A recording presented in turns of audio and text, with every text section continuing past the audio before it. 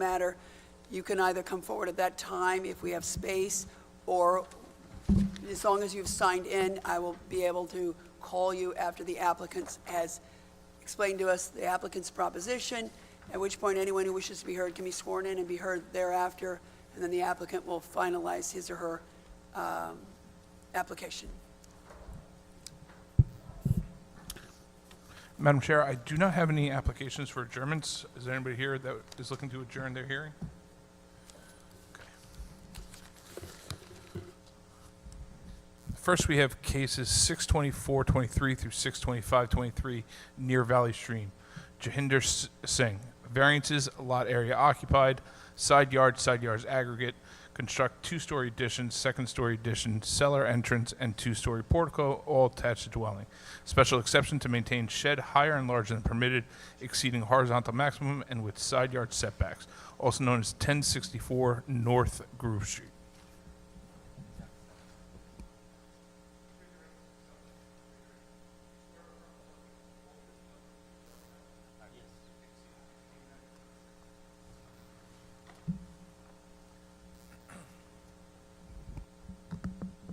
Good afternoon, Tim. Sure. Tim Jordan, representing. Tim Jordan, 9 Flamingo Drive, Smithtown, New York, 11787. And name and address for the record.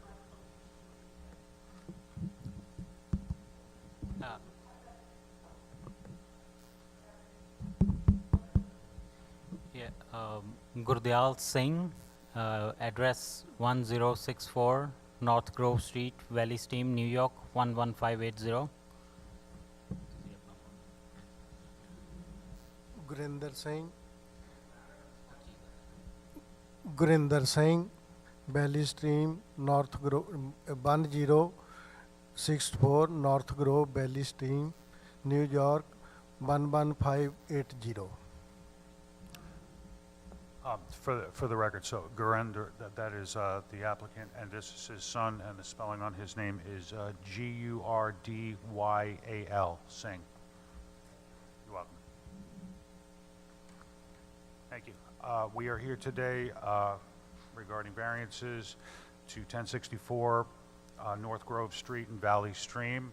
Gurinder Singh and his son, who is with us because he speaks better English in case there's any questions for the board.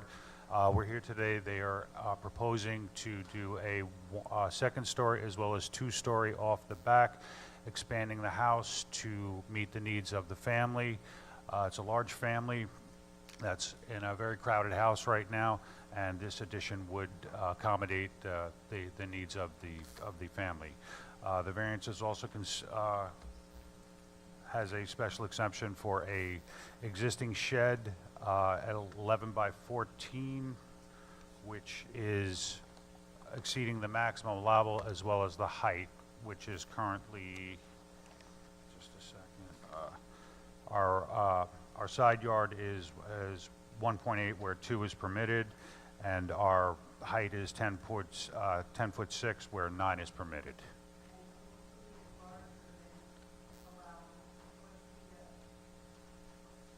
And the square footage of the addition is just, yeah, the shed, sorry. I have it right here.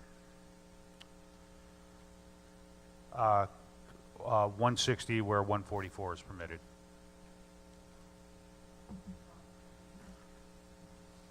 So as you can see, they are keeping with the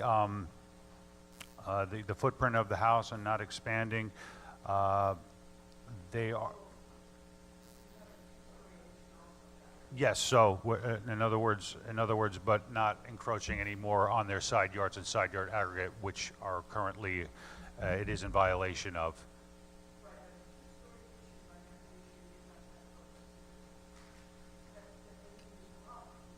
Right, oh, I see what you're saying.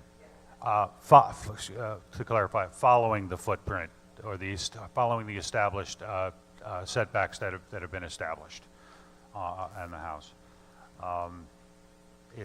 Mainly bedrooms that have been moved upstairs so that the downstairs can be used as more entertainment and living space. The father and wife will be downstairs. On the second floor will be his son, daughter, their husband and wife, as well as their children.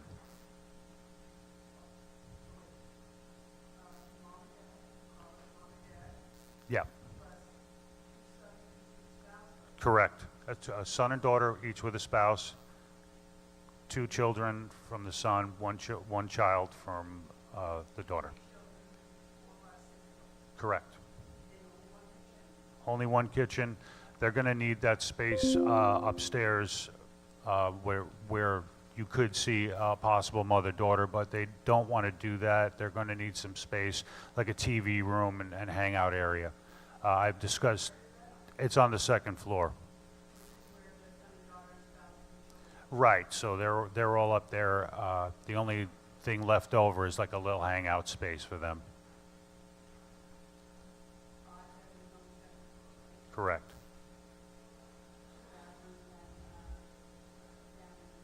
Yeah, the family room.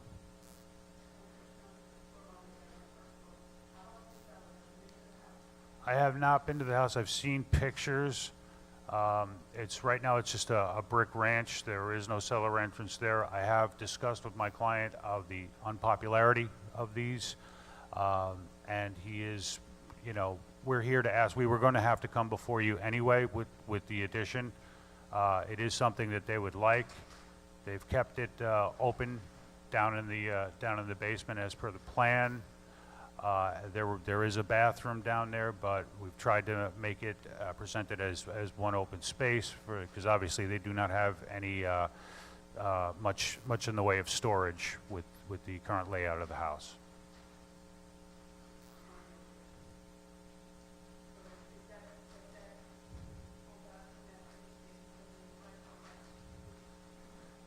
There's currently a bathroom down there, but it is not, that shows a renovated to code bathroom. It's when they bought the house, it had a makeshift bathroom. It does not meet code, so that's going to be redone.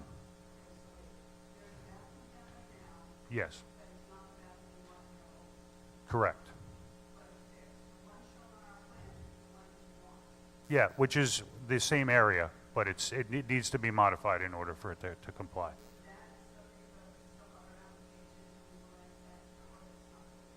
There is no legalization on that. It's just because it was the bathroom that was already down there, but it was, I don't know, but we're intending on ripping it out and redoing the whole thing to make it comply. I would suggest that it was not, it's there without a permit, because there's no closed or open permits for that.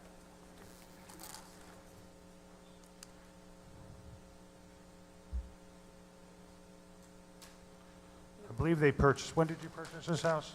So the reason that, 2017. go ahead. Some phone's off, sorry. I was done, I was just telling him to silence his phone. The reason that the bathroom down there is relevant is because they're asking for a cellar entrance, Right. right? Why do they need a cellar entrance? Would you care to? Hello, ma'am. Hello. Te- Hello. Yes. Yeah. We need the entrance just for the kids so they can play if they want to play in the basement, so they can go from the backyard. That's it.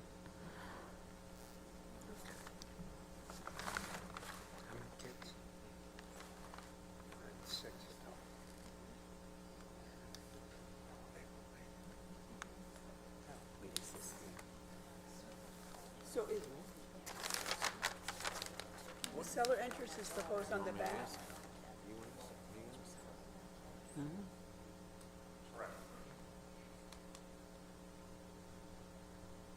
And then you also can get to the cellar from inside the house?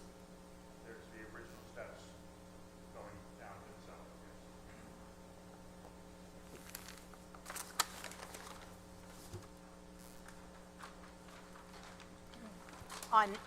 On Google search, it looks like there must have been an above-ground pool at one time.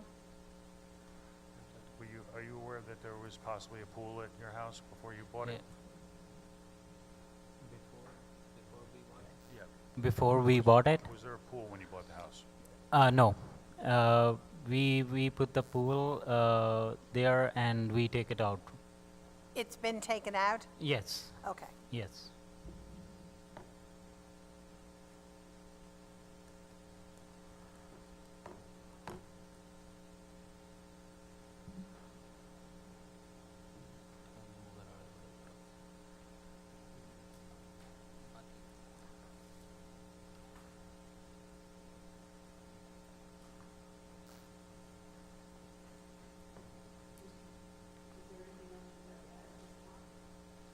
That concludes our case.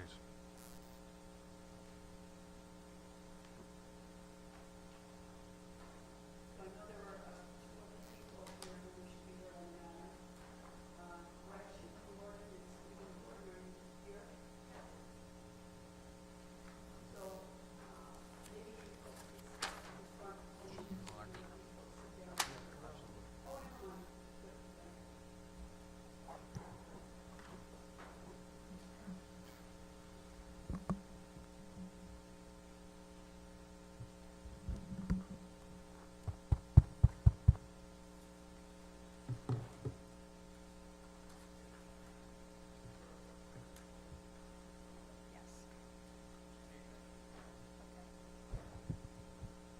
Okay, name and address, Gretchen Gurdon. We live directly next door to these people at 1076 North Grove Street, and this is my husband, Stephen.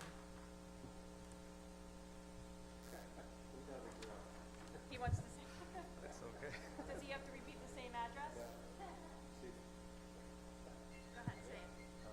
Stephen Lee Gurdon, 1076 North Grove Street. Okay. I just want to, before I read my letter, about a week and a half ago, we came to look at the blueprints, and we see that they're asking to do a 13-foot, 11-inch extension to the back of their home, which is, let's just call that 14 feet. Okay? Since I submitted this online, we've had pictures here that I wasn't able to give to anyone with some explanations on the back. If I need to give that to somebody now, I would appreciate that. To the applicant, and then if there are no objections, we'll take them in evidence. Well, it's a lot to go through for the, Okay, did if you you want to take, give it to. Who took the Well, photos? some of it's from Google. Okay, where's the rest of it? Two of them came from, when there was the smoke that was happening a few months back. He took 2 pictures when the smoke was happening with our drone from our property, and the rest is from Google, Okay, okay? show them to the applicant. Okay, should I read this or wait for him to look? No, you can read it. You have to look at the back because I wrote a lot on the back of each page. Okay, so I'll go ahead and read? We'll take a look. Thank you. Okay, members of the, She has to take it all down, so if you can speak as closely to the microphone as possible and as loudly. certainly. We can hear and she can hear. Okay, okay. Members of the council, this neighbor's building structure is already in very close proximity to our property line, and there is already limited privacy in our backyard. Mr. Singh wants to extend his structure in the back by 13 feet 11 inches and add a second story on top of that. This will not only eliminate our sight lines of the Valley Stream State Park trees, but it will also eliminate sight lines of open sky as well. Mr. Singh's home structure is approximately 4 feet from our property line fence, and our pool is legally 3 feet from that same fence. That would be an approximate 7 feet from our pool for this proposed new build at the back of their home. This would not only block our views of nature, but it would also give us zero privacy for our pool when in there with our children. There is no room on either side of the fence for them to plant mature privacy trees, which would need to be 20-plus feet in height, since the roots would either grow into our pool on our side, or on their side it would block the proposed walkway and new exterior entrance to their extended basement on his side. Given the close proximity, if the trees were planted on his side anyway, they would still give us trouble with roots to our pool. this should not be a consideration. Where I am not opposed to him keeping his oversized shed, I am opposed to a 3-story extension at the back of his structure, being the basement, first floor, and second floor. My husband and I have added a second floor to our home, which was the same exact house Mr. Singh has. We were able to make a large enough home for our family within the original footprint of the original building. We had 7 people living there. Since then, my mother has passed away, and my mother-in-law doesn't live with us anymore. But there were 7 of us living in that house comfortably within the same footprint. We moved to Long Island for a better life, green spaces, privacy between homes, and if we wanted to stay living in buildings that were overwhelming, we would have stayed in Queens. We have always followed the rules and regulations of the town of Hempstead. I find no reason why anyone should need or be granted special permission to go outside the regulations that are already set forth by the town of Hempstead.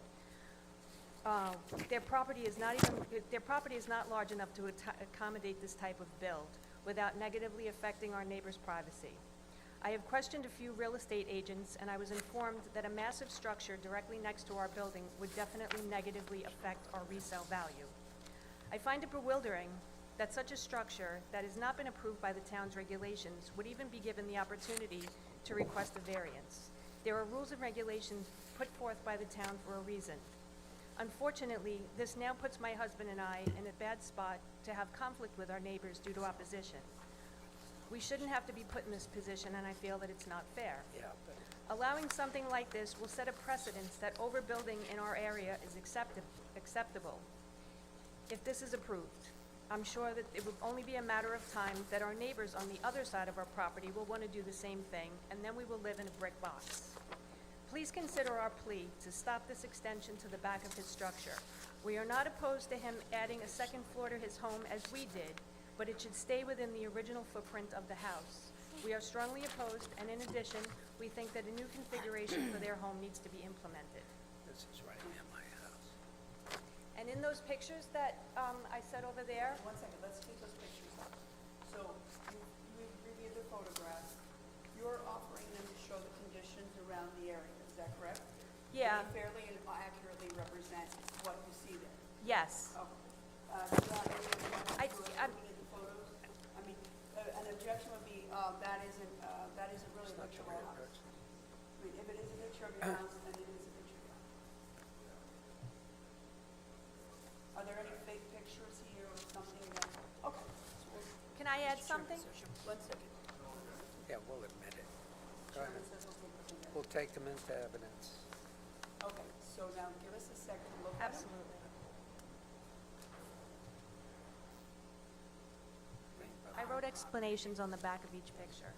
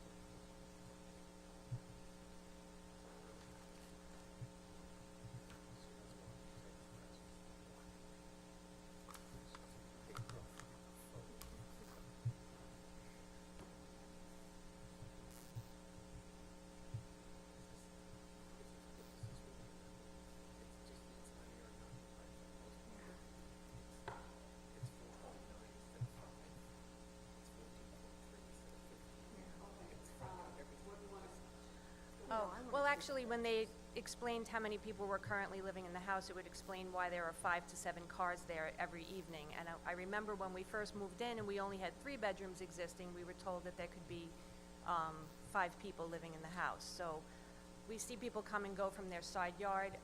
I don't know for a fact, but I'm assuming that they're probably renting out their basement. And our other concern is that like I said, the homes are the same exact house, same exact architect, everything.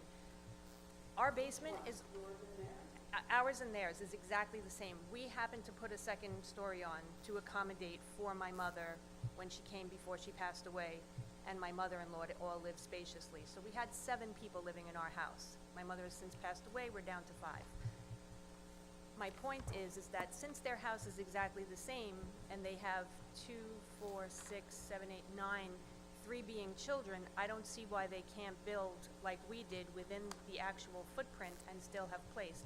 They're saying that they need entertaining space and place for the kids to run around.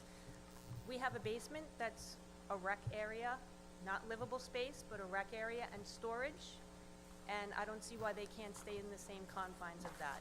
Now, as I was saying before, they have 5 to 7 cars parking there every night, and I'm wondering, I don't know for a fact because I can't say that, but I'm wondering if they're renting their basement, and our concern would be if they're making their basement much larger and having an outside entrance to that basement, are there gonna be that many more people coming to live with them? Will they be renting out their basement if they are now? Could they rent it to more people? I don't see why you need children to come from the back. Okay, give me a second. So, does this proposal include enlarging the basement, or is the 2-story addition include any basement space under it?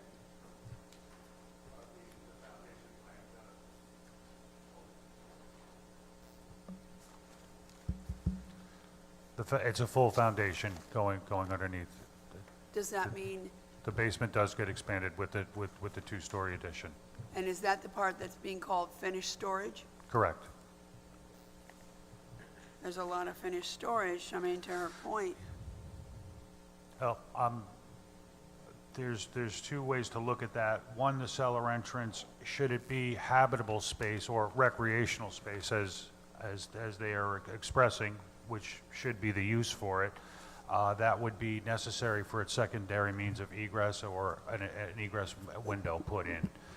With regards to the extent of the addition and where we fall into these variances, I'd like to point out that, as I did in the beginning, the established side yard and side yard aggregates have already been established on the main house. We're currently looking at, on the side yard, 0.9 foot, not even a foot encroachment. With regards to the side yard aggregate, due to the new way we're doing this in the B zone, the way we're categorizing it, it is 3.3 into the side yard aggregate, which it would have been even less had we kept the minimum 5 aggregate with 15. We've changed it up since the way we used to do it. With regards to the size of this addition, we are 5.1% over our lot coverage. That translate to 341.7 square feet. If the existing shed were to be removed, which is calculated from what I believe, that would drop us down to, let me just give me 1 second, I think 175 square feet. If you were to remove that shed, in my opinion, these are variances that have been granted in the past and de minimis in nature. What's the size of the lot? 67. It's slightly over the 6,000 square feet.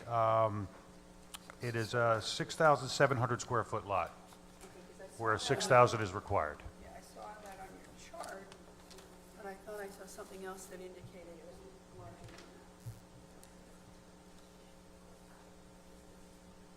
Give me 1 second.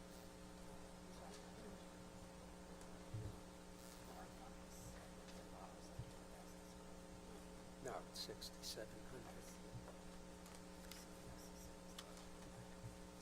Regular. Semi-partial. Yeah, this says it's 8,000.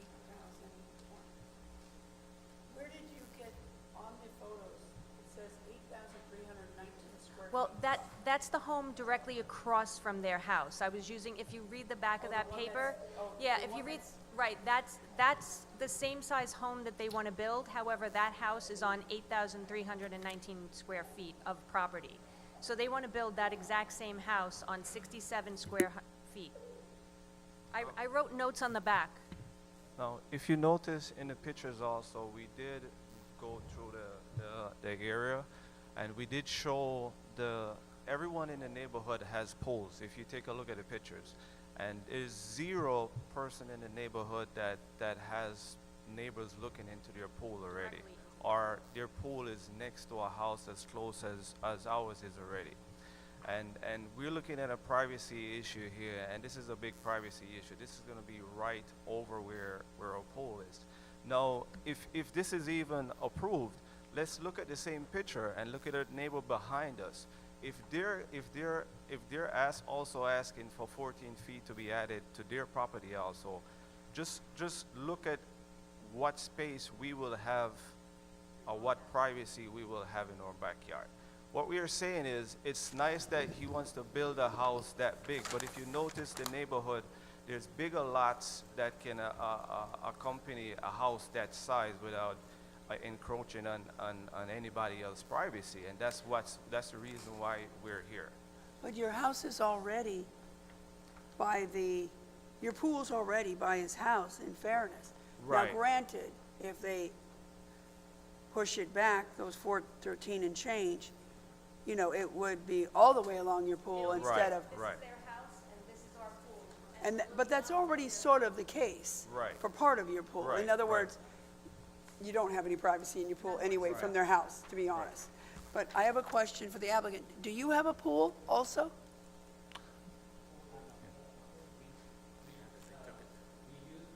Okay. Because I see it on Google Earth, it's there, but it's not on. And so what do you intend to use the basement for then?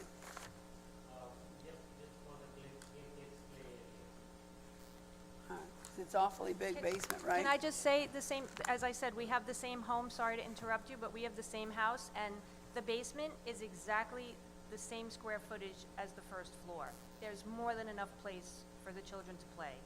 We have a 20-year-old, a 13-year-old, and a 4-year-old, and they can all play down there and watch TV, and then they come upstairs after I'm done doing laundry. There's more than enough space, plus we have ample storage space in that same basement. We have a lot of storage for 7 people. My mother's old house, a lot of the stuff that came from Florida with her, is currently in my basement. So there's ample space to play and store in that same footprint. Okay. I have no further questions.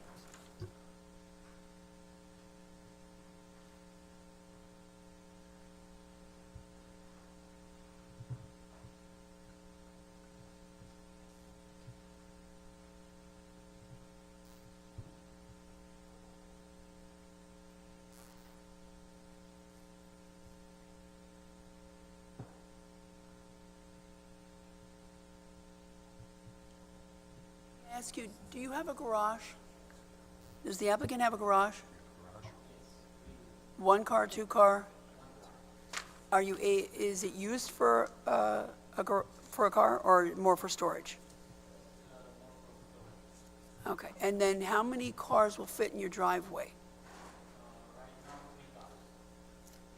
Right now, is it going to be less later?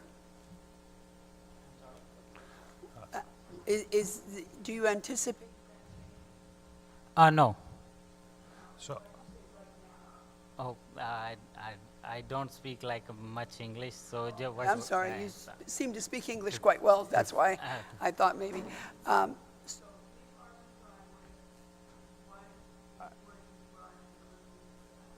sorry.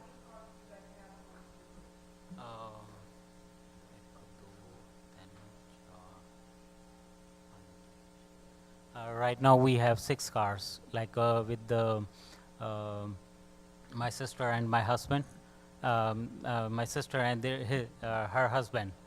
So one for my father and one for my my wife and one for myself.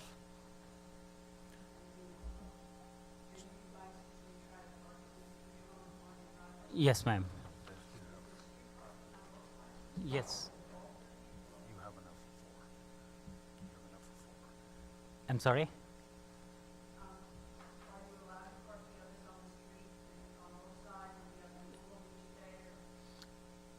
Like we come home from work like around like 7 p.m.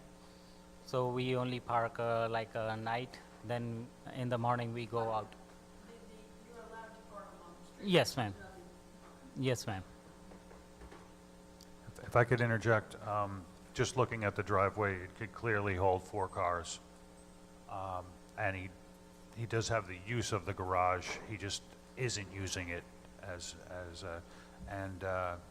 again, this will be a family of 9 as the children grow. Only one of them's an infant.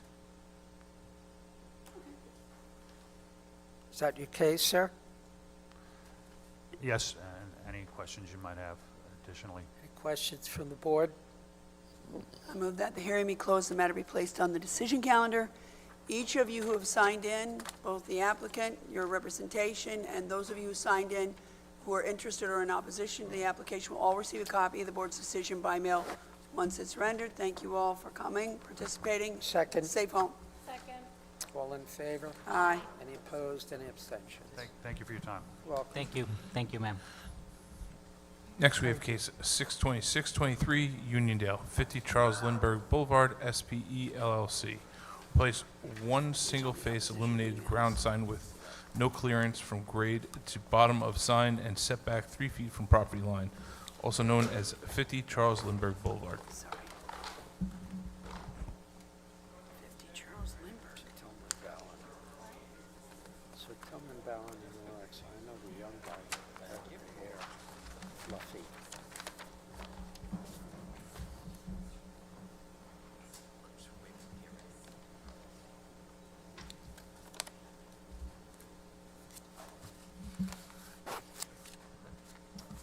George W. Peters, Sir Tillman Ballin, Adler and Hyman, 90 Merrick Avenue, East Meadow, New York, 11554. Charles Emerson for RXR. Can't hear you. Charles Emerson for RXR, located at 50 Charles Lindbergh Boulevard. Yeah? Charles Emerson, here for RXR, located at 50 Charles Lindbergh Boulevard.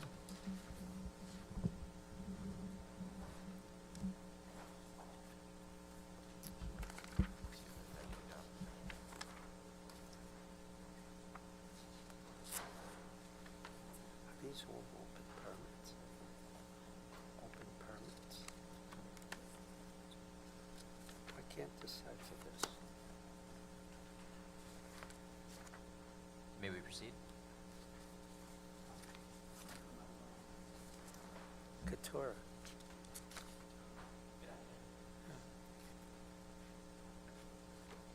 RXR.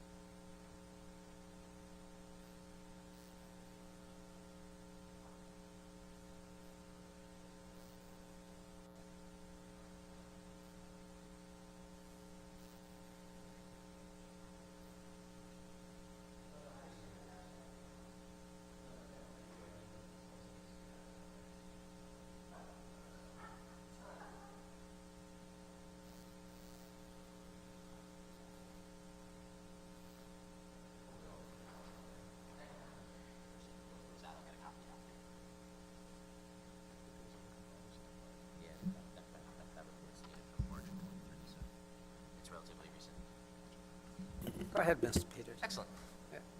Great. Good afternoon, Mr. Chairman, members of the board. George W. Peters from Sir Tillman Ballin. I'm here presenting on behalf of Charles Lindbergh Boulevard SPE LLC, which is an affiliate of RXR. Just a little bigger. They're the ground lessee of the real property and improvements located at 50 Charles Lindbergh Boulevard in Uniondale, which shows on the Nassau County Land and Tax Map as Section 44, Block F, Lot 367. We're here before you today to respectfully request variances from Sections 244F2A and 245A3 of the Building Zone Ordinance regarding the proposed sign that's the subject of this application. Both of those specific sections call for signs to be no less than 7 feet above the adjacent ground level, whereas our proposed sign is 0 feet from the adjacent ground level. And it also calls for signs to be no less than 20 feet from the property line, whereas our proposed sign is 3 feet from the property line.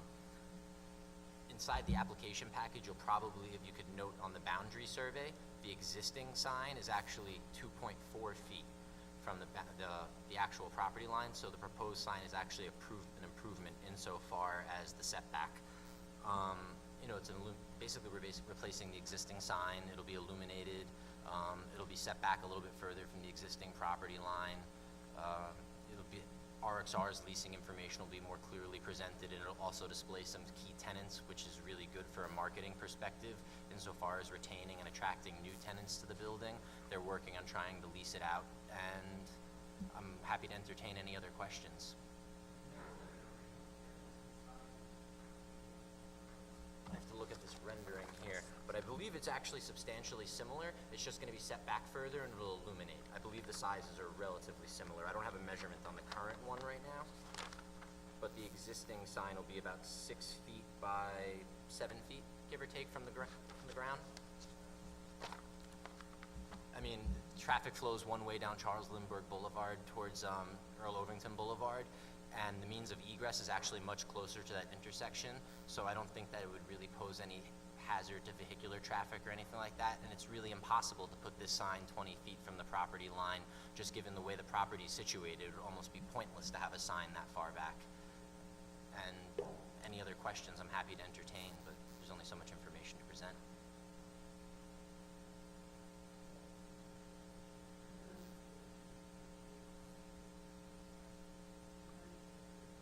They should close out these ancient open permits. It might be a nice idea, since there's so many of them finished. Absolutely, we can get an expediter to work on that. I'm sure RXR would be happy to close those out. Thank you. Anything else?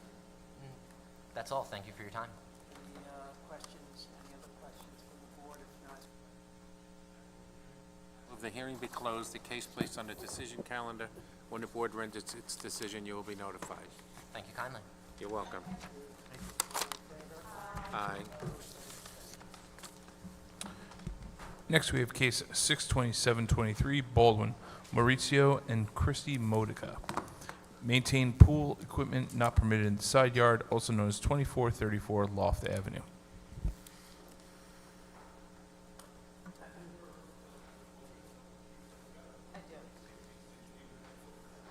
Diana Laspisa with Morano Expediting Services, 2938 Hempstead Turnpike, Suite 212, Levittown, New York, 11756. Good afternoon, Chairman, members of the board. I'm here on behalf of the property owners, Maurizio and Christy Modica, and we're here before you today requesting permission to legalize the pool equipment and gas heater, which is located in the side yard. There was a permit taken out. I was not part of the filing of that process. They had only retained me for the variance, but there was a permit applied for by the contractor in 2021 for the in-ground pool to be installed.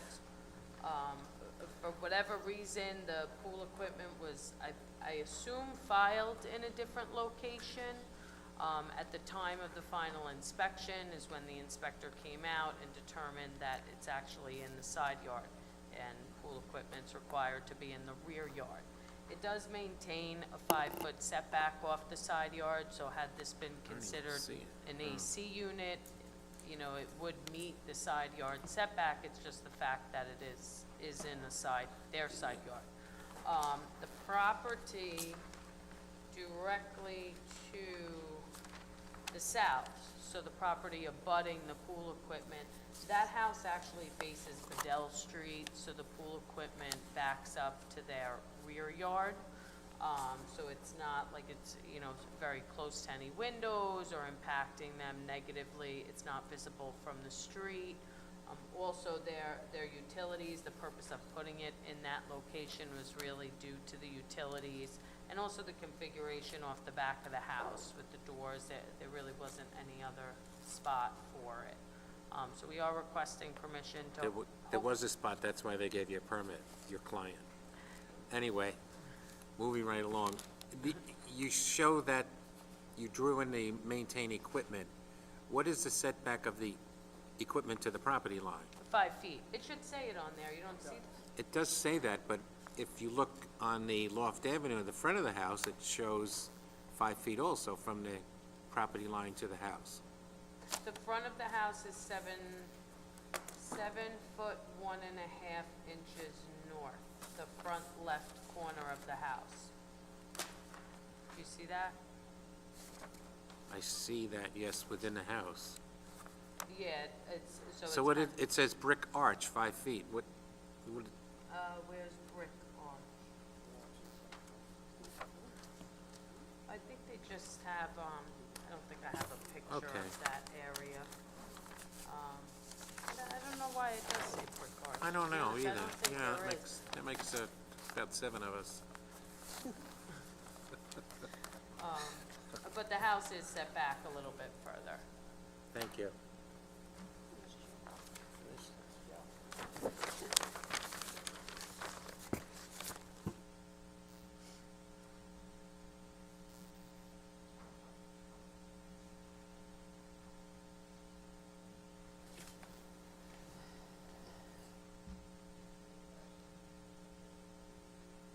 It's on the decision calendar. Ms. LaSpezia, you'll be notified by mail of the board's decision once it's rendered. Thank you and have a nice day. Thank you, you too.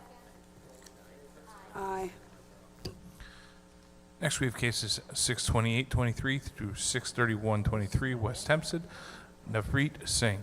Variances, lot area occupied, side yards aggregate, maintained deck attached dwelling. Variance, lot area occupied, maintained front open porch attached dwelling. Variance, lot area occupied, maintain one-story addition and exterior cellar entrance, both attached dwelling. Maintain 4-foot-high fence forward of dwelling which may substantially obstruct line of sight, also known as 341 Concord Avenue.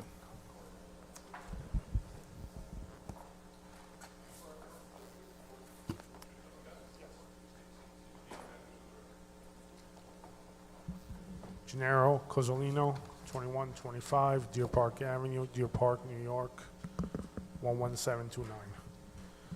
Good afternoon, Madam Chair, members of the board. Name is Gennaro Cozzolino for the homeowner, Navpreet Singh, residing at 341 Concord Avenue, West Hempstead, also known as Section 33, Block 535, Lot 16, located in the Residence B zone. We are requesting relief from the board to maintain a wood deck, a front porch, one-story rear addition, a cellar entrance, and a vinyl fence. The wood deck requires a variance for side yard setback, requesting to maintain 2.8 feet from permitted 5 feet, difference of 2.2 feet. Variance for aggregate side yard setback, requesting to maintain 8.2 feet from permitted 15 feet, difference of 6.8 feet. When combining the deck, the open porch, the cellar entrance, and the rear one-story addition, these structures require a variance for lot coverage. No, I missed No. it. Go ahead. Sorry. Requesting to maintain 30.93% from permitted 27.5%, a difference of 3.43%, or 206 square feet. The existing 4-foot vinyl fence forward of the dwelling will be removed since it is encroaching into the neighbor's property. That's a good idea. The rest of the structures all comply with other zoning requirements. Proposed additions will have no significant, existing additions will have no significant impact. The environment will not affect any of the adjacent property. and will fit in with the character and nature of the neighborhood, and there are no known complaints from any of the neighbors. I would let him. So you have an application to maintain existing finished cellar and cellar entrance. Yes. And what's in the cellar? Cellar is finished for storage use only. Any plumbing? There is a three-piece bathroom. I was gonna say, when you say finished, there's a bathroom, what else is there? Like carpet, sheet rock? There's rooms, but they will be addressed with the plans examiner. Wait, it's made into separate rooms, and there's a three-piece bath? Yes. So was there ever a kitchen, or No. what was it used for in the past? As far as I know, just storage. Storage in the bed, sorry. We don't have plans for the basement, do we? Plans should be in there. For the basement? Yes. I have them if you need them. Oh, here it is, sorry. Here you go. Wanna- Pull out the entrance. So I need to cause him some. Call some pain. Call some pain. Saying, These are, look at, these are rooms with closets in them, and that was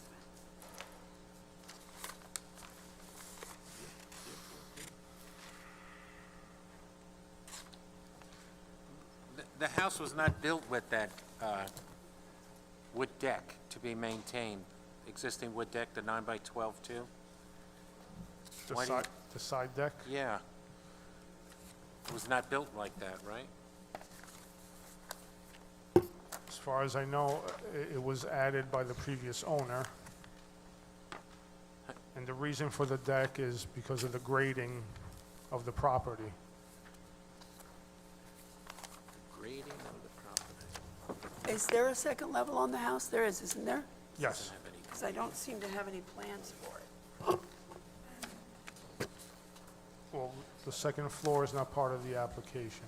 Well, it may not, there may not be anything requested for the second floor, but it does kind of go into the overall equation about what the project is about, particularly with a finished basement divided into a bunch of rooms with closets in them, Well- and a full bath. We will, And a we request for a we cellar can entrance. condition that the rooms be opened up, the walls be relocated or taken down to open up the basement. But it's just sort of hard to judge the whole structure and its use. I understand, yes. Without having any elevations, for example, without having a floor plan for the second level. Mr. Singh purchased the property with the purpose of improving the house, but wasn't able to, they have a stop work order, pretty much, For what? for alterations to the first floor. What kind of alterations? Excuse me? What kind of alterations? Opening up the floor plan and on the first floor, the floor, Just interior? just interior, yes. So why would anyone complain about that? I And, assume it and was a they've been, complaint. Who knows? they've been dealing with this for over a year now, and he's trying to do the right thing, trying to get everything straightened out, because he wasn't aware all these structures needed, required variances. Well, was he only doing interior alterations when he got the stop work order? At the time, yes. Because generally, I mean. But there was some structural changes on the interior that required, On the interior, I mean, usually if someone's making interior alterations, the neighbors don't usually call and complain, just, never know with the neighbors. well, I guess not. How many people live in the house? Let's see. They don't live in the house, that's the other thing. They haven't been able to move in. Oh, good. How many people are planning? I want to say, there's 2, 3, 4, and 3, about 6 people with the 2 kids. And so I heard you mention, and I apologize, I didn't quite catch it all, about removing part of the 4-foot fence that was on the neighbor's property. You also have an application to maintain 4-foot fence for the dwelling. So could you just, I'm looking at the site plan, I just want to understand which parts you're proposing to save and which parts you're proposing to remove. part of the fence on the east side of the property, Okay, the 4-foot fence forward of the house, wait, the side where the cellar entrance is. okay, wait, but that says maintain the fence. Correct. We decided to remove it from, Okay, all the way, All the way to the wherever it is forward of along the entire length of the driveway? correct. That's a removal, okay. So was that previously the request to maintain? Yes. So do you have any 4-foot fence that you need to request to maintain forward of the dwelling? No, Okay, so that was the fence in we'll question. remove that from there. So the 4-foot fence on the other driveway, also you intend to remove forward of the dwelling? Well, that one has no sight, line of sight impairment. Is it a 4-foot fence forward of the dwelling? I don't, Fence is forward of the dwelling. Is that the fence that's backed up by the neighbors? That's What the one appears to in be question, A yes. 6-foot fence? Behind it, correct. Yes, that's not your client's. No, correct. the 6-foot fence is The not ours. 4-foot is, Yes.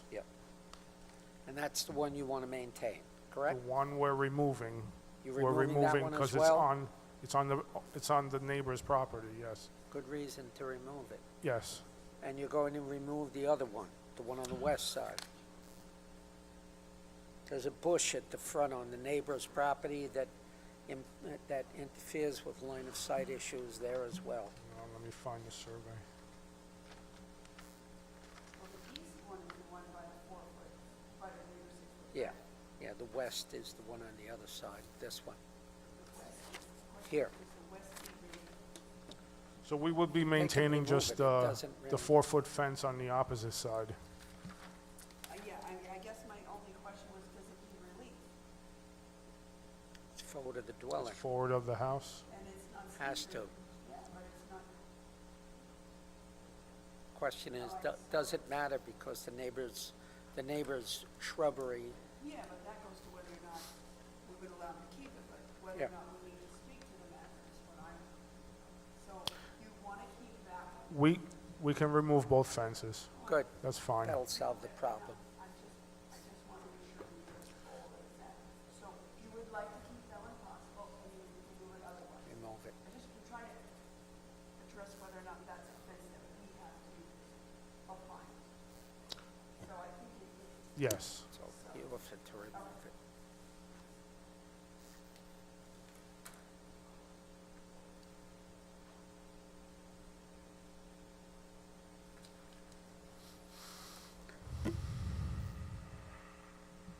Debris that's in the backyard, is it still?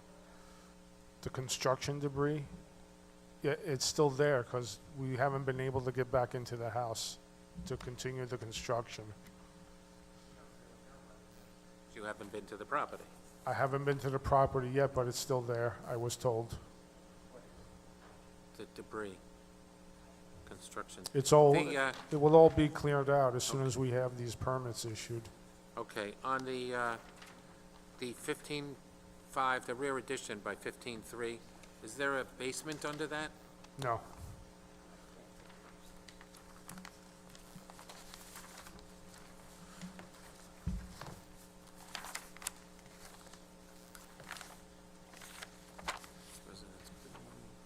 Mr. Cozzolino, have you been inside the house? I have not.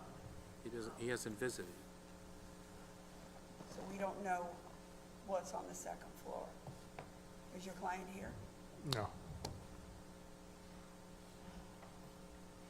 You know what, may I respectfully suggest to you, Mr. Regano several months ago made a declaration that he wanted all applicants or agents and primarily to actually make on-site inspections so that we can have as a board member, have a proper exchange with the applicant. We're kind of like led in the dark at this point because you haven't been there to help us out and help your client out, obviously. We're asking questions and you can't answer them because you haven't been there. There are other applicants that I understand, but I wasn't aware that the second floor was a problem. It's not that, you know, the request is just like a package request. You know what I'm Okay. saying? Like, for example, if you don't have a second level, it makes a lot more sense why the family needs the lower level. For example, a storage. It's not like I a la carte, understand. you know? I understand, okay. Let me just, is this, I'll be honest with you, Mr. Cozzolino. I could not even gain access to the yard. I went to this home. I mean, how do I gain access to the yard to see what's at the rear? Is that open? To get Because into I the, could not gain into access. the yard or into the house? Into the yard. yeah, If you want to give me access to the house, I'll be more than happy to take you up on that. That's fine, I can arrange that. Okay?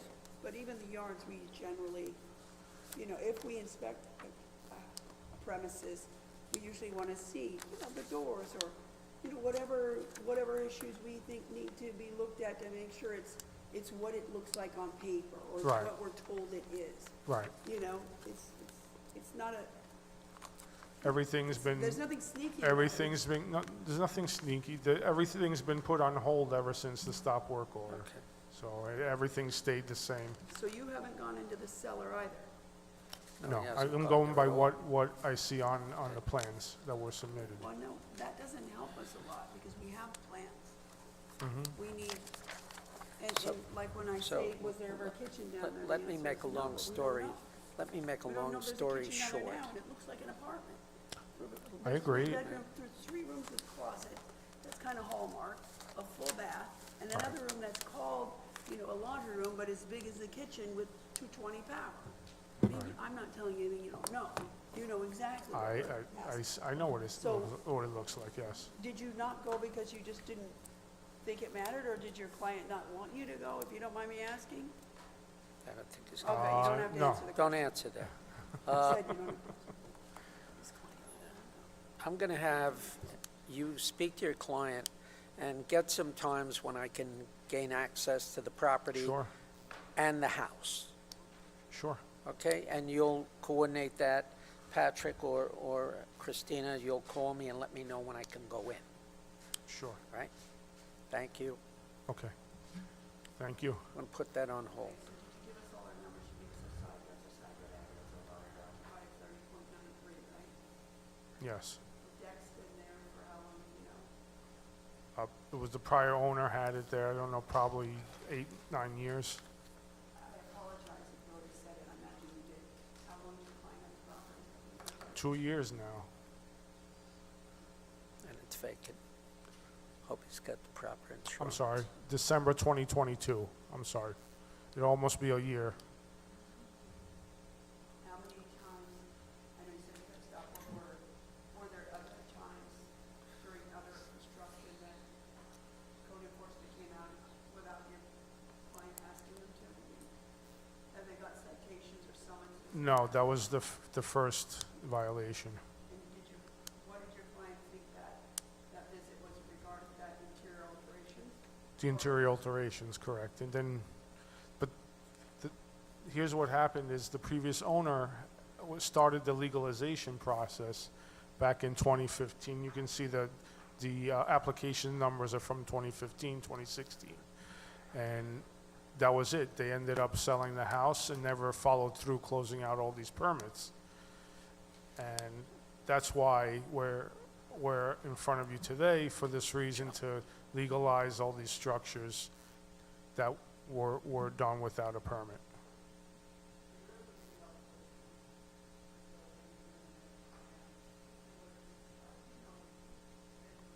Yes, yes. Yes.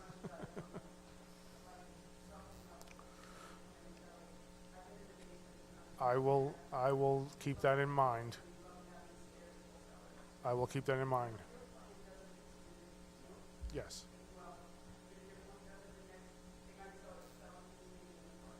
Okay. Understandable, yes.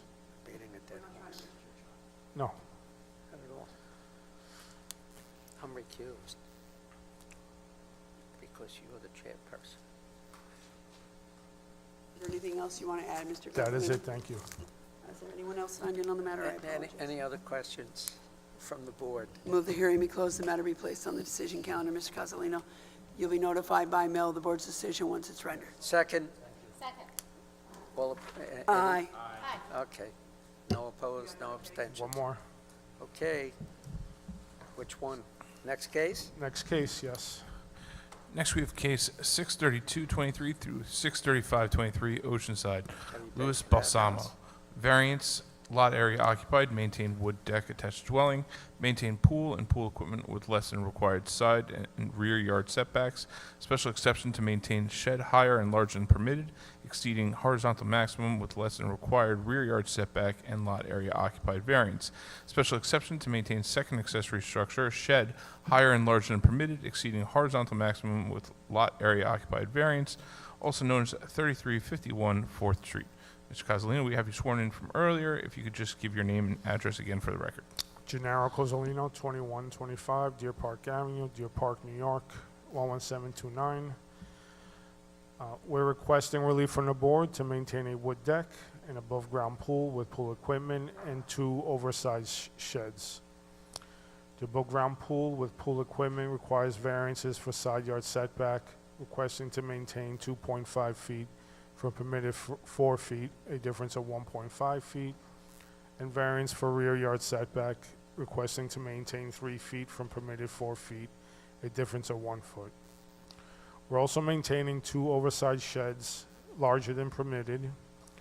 Variance also requested to maintain 2 accessory structures in rear yard. Do the sheds have cellars? No. I thought I'd lighten up. Thank goodness. I'm teasing. Variance requested to maintain 2 accessory structures in rear yard. Shed number 1 measures 130 square feet, is located at the rear of the property.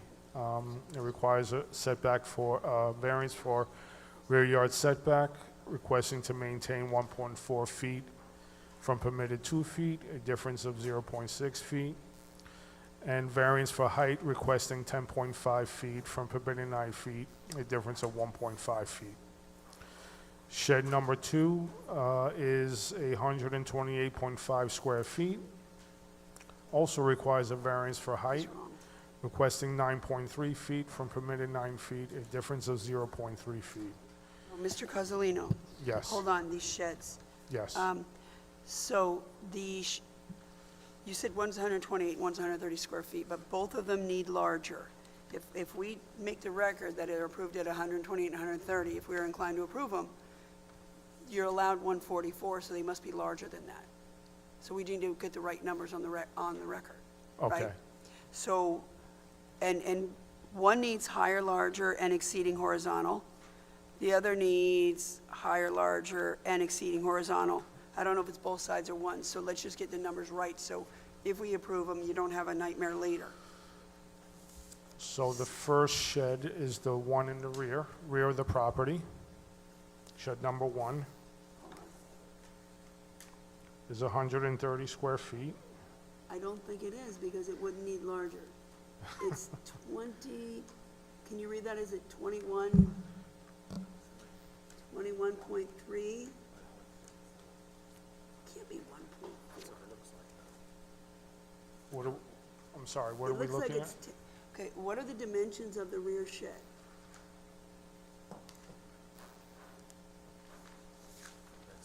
He's wrong. Boy. It looks like it's 21, oh wait, no, it's not No, using it's the. it's at the bottom of the, it's 12.2. 12.25 by 10.37.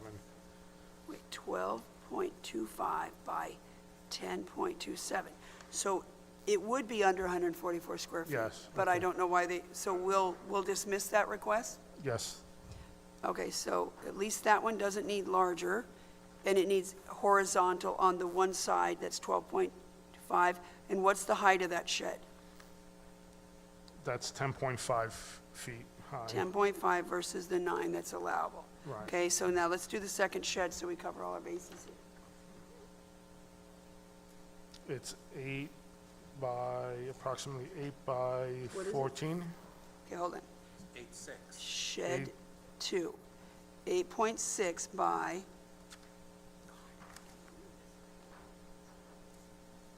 14.79. I think it's 8.16 by 14. Did you multiply it? It's 125. Hold on, let me just check.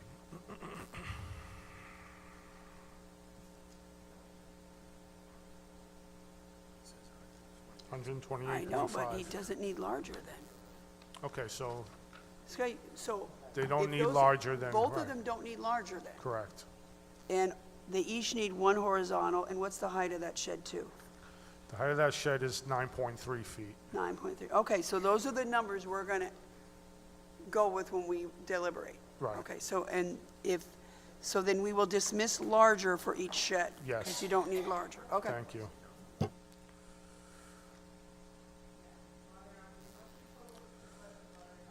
That area occupied, we're requesting 34.6 from permitted 27.5, a difference of 7.1%, or 390.5 square feet.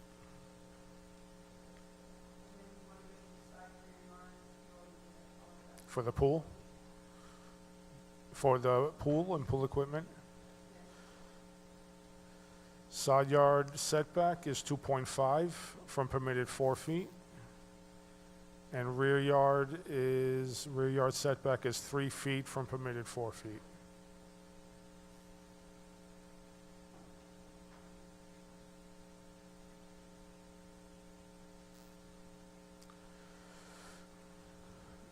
All other structures comply with zoning requirements. They've been there for several years with no known complaints from any of the neighbors. The house has been sold, and monies are being held in escrow.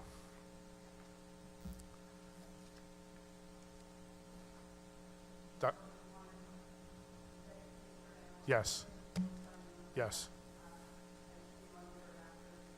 That's fine. Yes.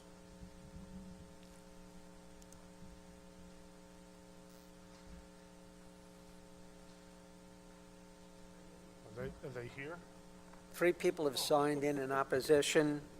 Would you like to come and step up to the podium and make your comments, please? Testing, testing. Yes, I do. Martin Koretz, 3338 3rd Street, Oceanside, New York, 11572. So we won't be opposing the 634, 635. It seems the heights were good. So we were going to also oppose the 633, that the deck isn't on the property correctly, I believe. That's all. And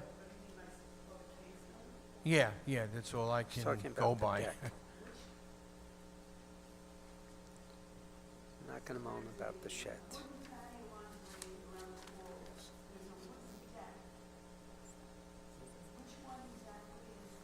The one attached to the house. That was it. That's just a lot coverage issue.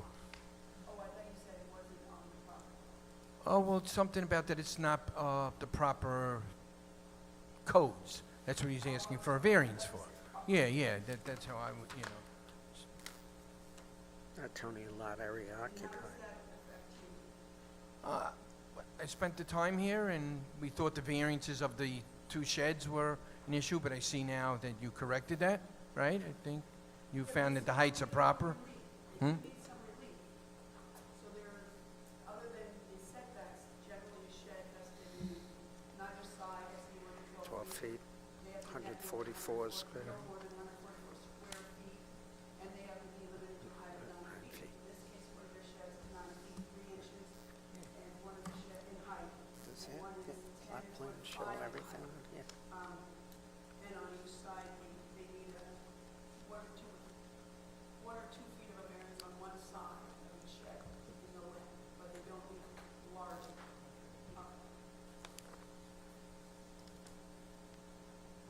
Joanne. Katora. Hold on a minute. Flip it. Flip it. The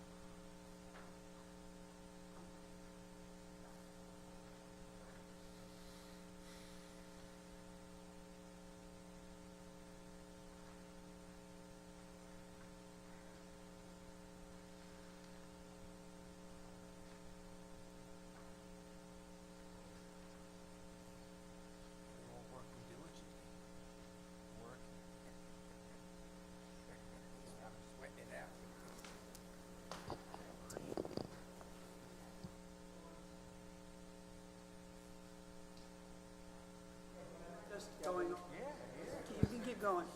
Keep going. That was it. That was it? Okay, thank you. I think there's some other Anybody else? folks who, Two other people signed in. Did he do a good job? you know, Come on. go over here, name and address for the record, and use the microphone so we can actually hear you. Curious, isn't the pool, oh, sorry. Push down the Just curious, microphone. one question. I Wait, wanted put to the know. microphone down and say I'll your name put and it down. address so she can put it on. I just the- wanted to know if the pool is a radius, oh, 3338 3rd Street in Oceanside, New York. And name. 11572. Is the pool? Name, because she has to Oh, write it down. I'm sorry. I just wanted to go over it again. Judith, Judith, Koretz, Koretz. Okay, go ahead now. My question is the pool far away, enough from the house in radius? Because it seems like that pool, above-ground pool, is very close to the house. I mean, very close, like, I don't know, 4 or 5 feet. Hold on. I'm serious. That was my question. From the radius It to, looks like it is, very close up against the house. That was, I don't know why, I see this number 27.1, but there's no way it's that far away. very close. It looks like it's about In proximity 6 to. feet or something. 6 feet. Very close, I said, about 6 feet. 6? 6 feet. Yeah. It looks like it's about 6 feet away from the small addition. Yep. I don't think there's anything necessarily governing, I don't think that, I think you can kind of put your pool as close to your house as you want, but am I Okay. correct? Correct me if Okay. I'm wrong. In my almost 19 years here, I've never seen an ordinance that says your pool has to be X amount Okay. from your house. It does from side yards Yes. and which front yard, rear yard, you know, that stuff. Okay. But is there some concern you have about the closeness? I just know it's so close, I just didn't feel it was in variance with the, There's logistics. not another safety issue independently that you feel it No, creates? just if, I mean, God forbid, if the pool ever overflows or something and it's very close to the house, it They'll could have a be a flood in water the cellar. issue. What? They'll have a flood in the cellar, you're Yes, if saying? it's so close, I was thinking a water issue, if anything ever flooded, overflowed, that's it. Okay, is there anything else you want That's to it. tell us about Thank the you very application? much, that's it. Thank That you. was my concern, okay? Okay. Thank you. I think there was one other person who also signed in.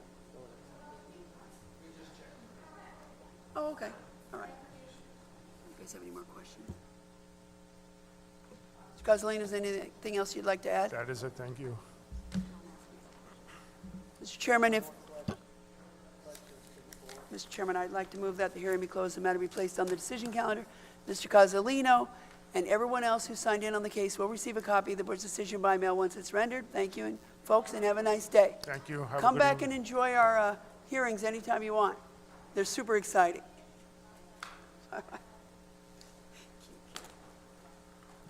Civics.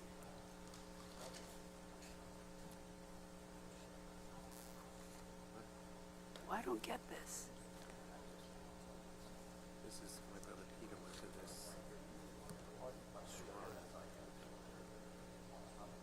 It's upstate somewhere, I'm not sure. He just sent me this. And wait, why does it say that? Why does it say We're the going to name of take the a state? 10-minute recess, if you don't mind. So we have to let the court reporter rest her hands periodically. More important than anything else. And besides, when we saw this guy, and I we're know, like, you figure "Ah." that's it. Gotta get ready for this one. Party's over. Why does it say state names with it? I can't read that. That's where they're at, for sure. This is, That's Pappas. okay. But this, if you read that, then.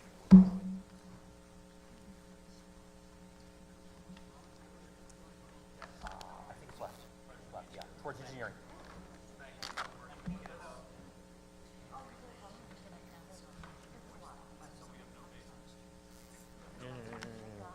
Look what that's what it says. Where instructions will be given. Doesn't mean that they have to, but you have told them don't do that. Because you can't force them to do that. That's right. So what they will say is, hey, show us your last couple of things. As long as you tell them, people are going to do what they're going to do. This happens all the time. Like, for example, I had a karate studio in Merrick, whereby they had actually a municipal lot by a Stop and Shop, like out by the steakhouse there, which is actually pretty tight. And they actually parked on the street. They actually cut out the 12 spaces. So we were required to put a sign telling the users, please use the parking on the north side of the karate studio, not in the municipal lot, which all the parkings are tight there because you're an out. So people do what they want to do, but as long as you make your efforts to do it, so as long as you say, listen, these are the instructions given to everyone where you put your contract, you better put the contract, say, this will be instructed the parking, say, I can't help what people do. You know, like I sometimes tell you, tell police park, but because all I can tell you is I have a obligation.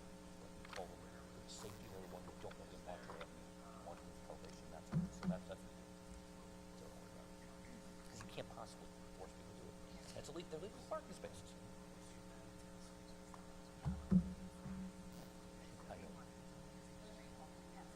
Which I know, that's, yeah, it gets crazy. I think so. I think that's all on.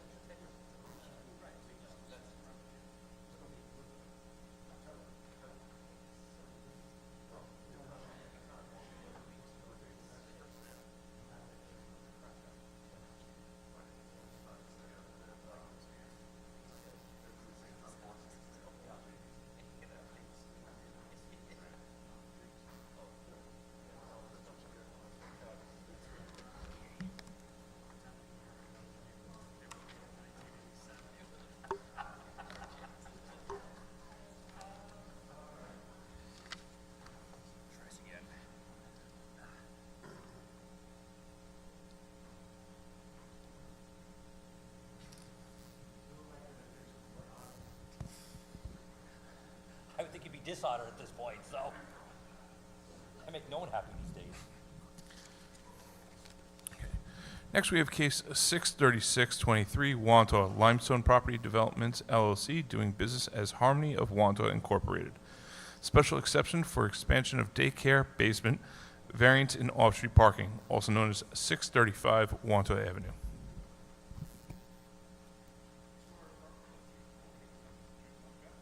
Yes. Thomas McKevitt, Son, Ward, Braff, Koblenz, 333 Earl Ovington Boulevard, Uniondale, New York, 11553. Allison Yulin, 216 North Nassau Avenue, Massapequa, New York, 11758. Wayne Muller, Robinson and Muller Engineering, offices at 50 Elm Street, Huntington, New York. Good afternoon, Mr. Chairman.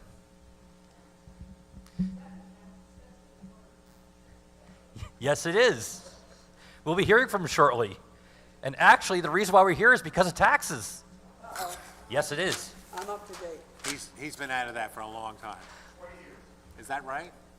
20 You years? were also an assembly person, correct? Right. More And importantly, you got the nice house down in, wait, look at. that's his mom. I know. Are you there too?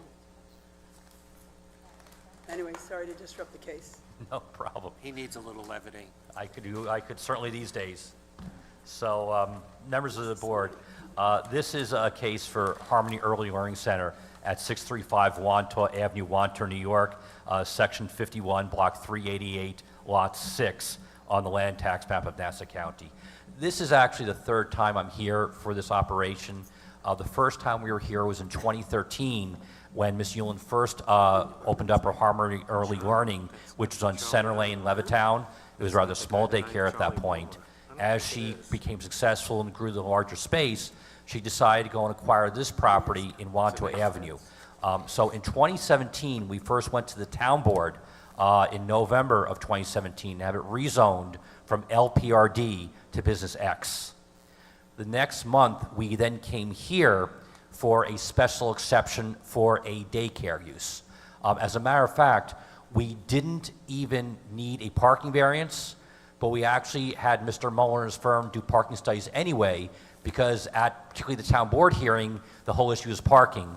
And when it came to the Nassau County Planning Commission, it was parking and traffic. So that's how it came about. So this board granted that special exception in 2017. COVID came. The construction of this building wound up being much more than we originally anticipated. So she finally opens up in March of 2021. Unfortunately, and the board had a number of conditions. You know, we only have children, you know, from essentially from 6:30 in the morning to 6 at night. You know, we have restrictions on employees, and it's been quite well regulated how it's been operating. From the time Ms. Yulin eventually started her business to the time now, the property taxes have gone from $18,000 a year to $87,000 a year. Wait, what year? It was actually originally $18,000 in 2020, and now they're $87,000. Well, that's because it was a new building also. Don't they gradually increase it? Okay. No, There's no justification for that. Actually, as she tells me, before she grieved it, it was $123,000. There you go. Yeah, Wait, that's just the property tax? just the property tax. That's combined school and general.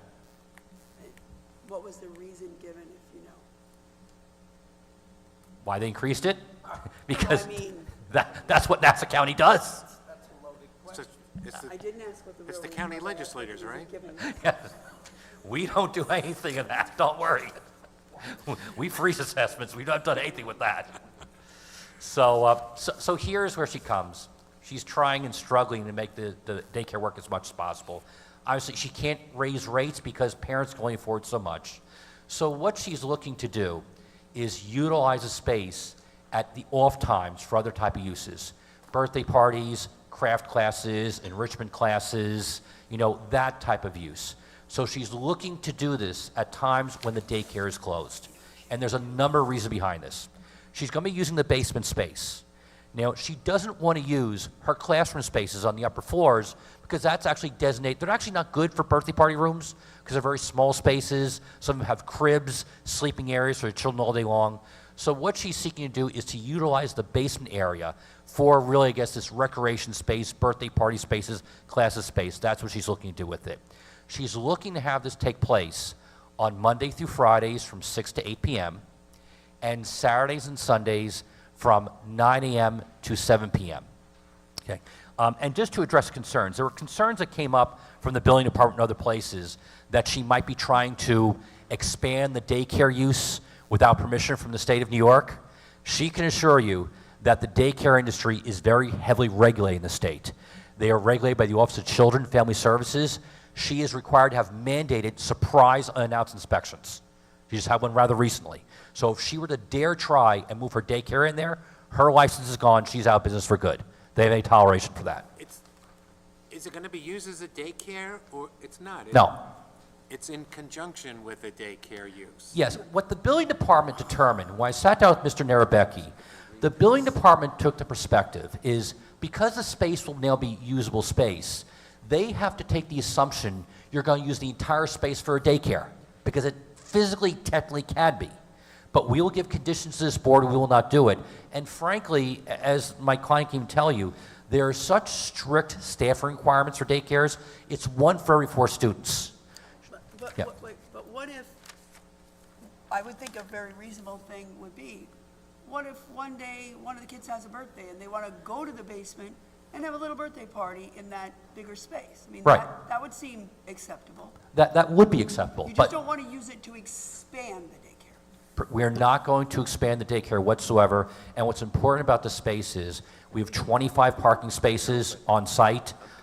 It does work in that regard. Mr. Mueller will explain the parking situation.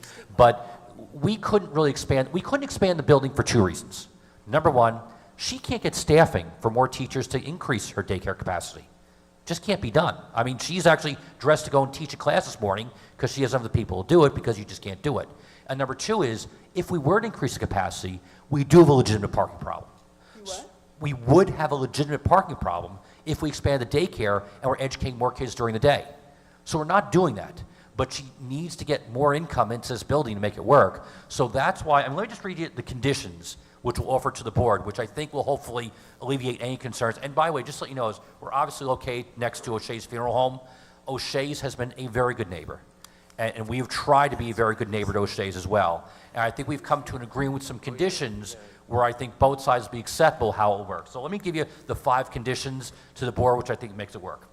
The basement area will only be used for children's birthday parties, enrichment classes, and arts and craft classes. No part of the basement will be used as a daycare use, which requires a license from the New York State Office of Children and Family Services. Number 2, occupancy for the basement area shall not exceed 25 children plus staff and parents. And when our client is going to be using this for those weekend and night uses, there'll only be 2 employees. And really it's her goal, she only wants it to be a drop-off. The parent drops child off and picks child when they're done. As a parent, I hated birthday parties where I had to stay the entire time, okay? Laser bouts at Hempstead Bike in Levittown, great place. I hated those 3-hour birthday parties. And I was trapped. So the point is, they'll go, they'll drop their child off there. There's actually a U-shaped driveway to go there. And then the parent goes and it's happy. That's our goal of making this operation work. That's condition number 2. 3, the hours will be Saturday and Sunday from 9 a.m. to 7 p.m. and Monday through Friday, 6 p.m. to 8 p.m. The basement will not be used for classes. At the same time, the upper floors of the building will be used for daycare use. In addition, speaking with Mr. O'Shea, we've added an additional condition that written instructions will be given to all parents that they must park in the Harmony lot and not Wanter Avenue. We want them to park in that lot for this reason. Wanter Avenue, as you know, people drive at extremely high speeds. We don't want people going and trying to get the child out of Wanter Avenue, going back and forth. Parents sometimes do, beyond our control. But we want to make it very, very clear that we want to go and have them in our lot where it's safe and there's adequate parking. So I'll leave it to Mr. Mueller, who's actually done the parking analysis on this. Just begin. I'm calling him as an expert in traffic engineering. I've been qualified for many times. So, Mr. Chairman, after a usual inquiry, I ask that once again you qualify him as a traffic engineer. Mr. Mueller, you've been qualified as a parking and traffic expert before this board on numerous occasions since the last time we qualified you. have any of your credentials changed for the worse? That wasn't the word he was gonna say, so I'm glad he asked us. For the It's not a worse. nice word. No? No, there have been no changes to my credentials. That you're aware For of. anyone interested, That I then, know of. That's absolutely correct. we'll qualify you just as an keep- expert for thank this case, and that only gives Mr. Mueller the opportunity to give us an opinion. Just for the And his record, I expertise. submit copies of an analysis I'm we not gonna prepared say dated October 18, 2023. And then just briefly summarize therein for the record. Mr. McKevitt has pretty accurately described the operation of the proposed basement of the existing daycare facility, the hours of operation, and the intent for its use. However, as indicated in the notice of disapproval, and in accordance with the Town of Hempstead Building Zone Ordinance, Section 319, the project as it stands before the board today is seeking a parking variance. Currently, the site, as it's proposed, requires 42 parking spaces. The site provides 25 spaces, therefore we are seeking relief from the BZO for 17 parking spaces from this board. Based on the proposed use of the basement area of the daycare facility, we went and performed observations of the operation of the existing daycare and the area in general, and those observations were performed on Wednesday, October 11th, 2023, from 3 o'clock in the afternoon to 7:30 in the evening, and then again on Saturday, October 14th, 2023, from noon to 3 p.m.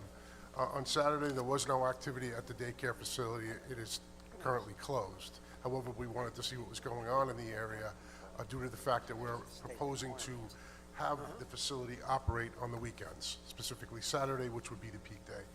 And essentially what we found was that at the existing Harmony Early Learning Center, we saw a maximum of 23 vehicles parked, and that occurred at 3:30 p.m., and all those vehicles were contained on the subject property. As Mr. McKevitt indicated, certain parents have determined that it was easier for them to park on street, so at 4 o'clock on the same day, we saw a total of 19 vehicles parked in the lot and 3 vehicles parked on site for a total of 22 vehicles. So as Mr. McKevitt has indicated, it's proposed to have a condition or have the applicant inform the parents that it would be better to park in the lot than to park on Warrentower Avenue, and I agree with that, as the site was designed through many iterations with the Nassau County Department of Public Works and the Town of Hempstead Building Department in order to come up with a plan that we thought would work properly and efficiently and safely. So I agree with that condition.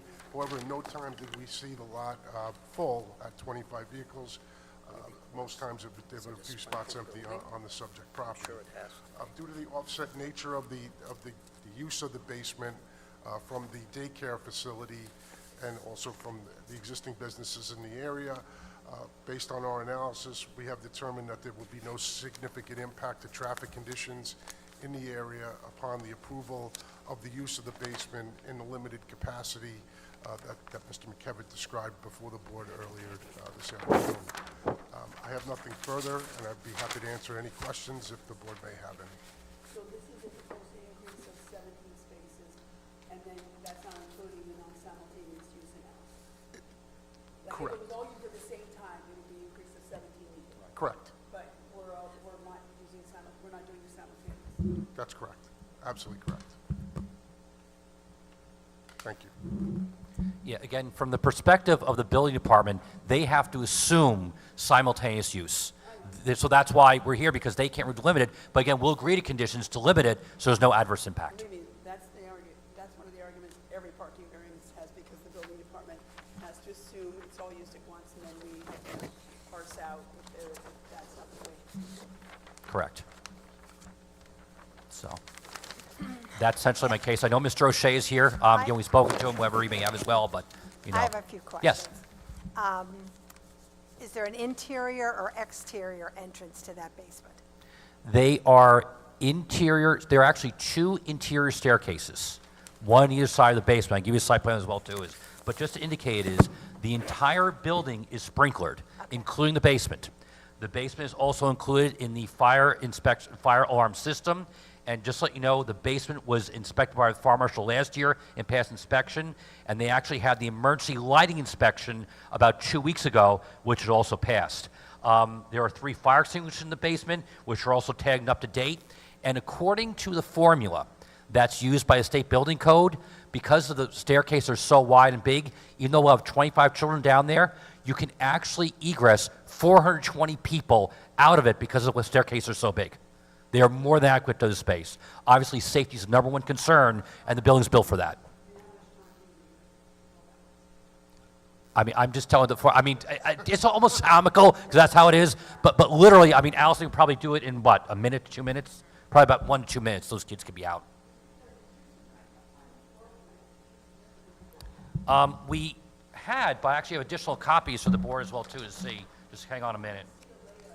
Yes. I actually have 1 for each board member, which I'll give to the Secretary of the Board right now.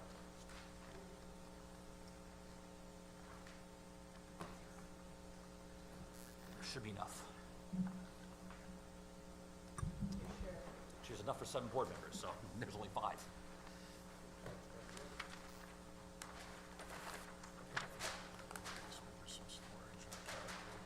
Yeah, there is, yeah. You can see that under the existing, there's actually all a number of space to use. There's a mechanical room, there's the elevators, there's a kitchen, there's 2 lavatories down there. So there's actually a number of mechanical and storage space at that point is. But again, you're talking approximately 4 areas that'll be for this classroom space. As you can see, they're literally only a few feet from the stairwells. Nothing. Empty right now. It was pretty much designed more for the kitchen, because obviously you guys serve meals to these children, so they wanted the kitchen nice and away from the place, which obviously a full fire marshal compliant kitchen down there. But that's really why the basement was built, was for that kitchen storage use.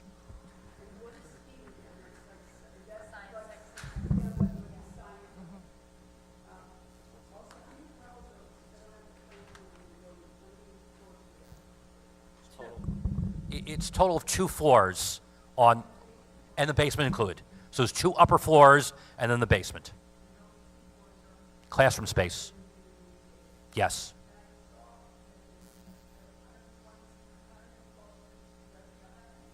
No, not right now. We will once we have more staffing, but we're at capacity for the amount of staff that we have right now. Right now we have, I believe it's 20 staff members, but they're not all there at the same time. Yeah. Because we do it in shifts, so we have morning openers and closers. Oh, students right now, we have 96. Parking is fine, yeah. I mean, for what it's worth, I went on Monday to take my photographs there around 11:30 or so, and there were 6 empty spaces right then. I'm in one of the spaces, so there's always a number of empty spaces. Even when you look at the aerial photographs, when it's more busy, there's still at least a handful of spaces always empty there. So, again, it was designed for adequate parking. We can't help what people do, but, we very consciously came, make sure it was parking compliant. And then we got to Nassau County Planning Commission, and they spent months on they got rejected from Nassau County so many times, not even funny. DPW. Like today at lunch, we were in Garden City, and I noticed those paint, grown-ups go and paint. You have to take a little 2-hour art class. Right. Might you have painting for grown-ups, or like art classes for grown-ups? Mm-hmm. Makes sense. Yeah. I'm just curious. Yep. Okay.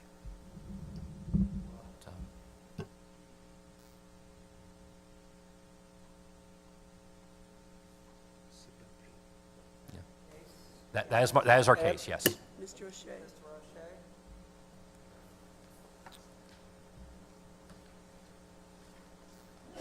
Do you swear to pay all your taxes?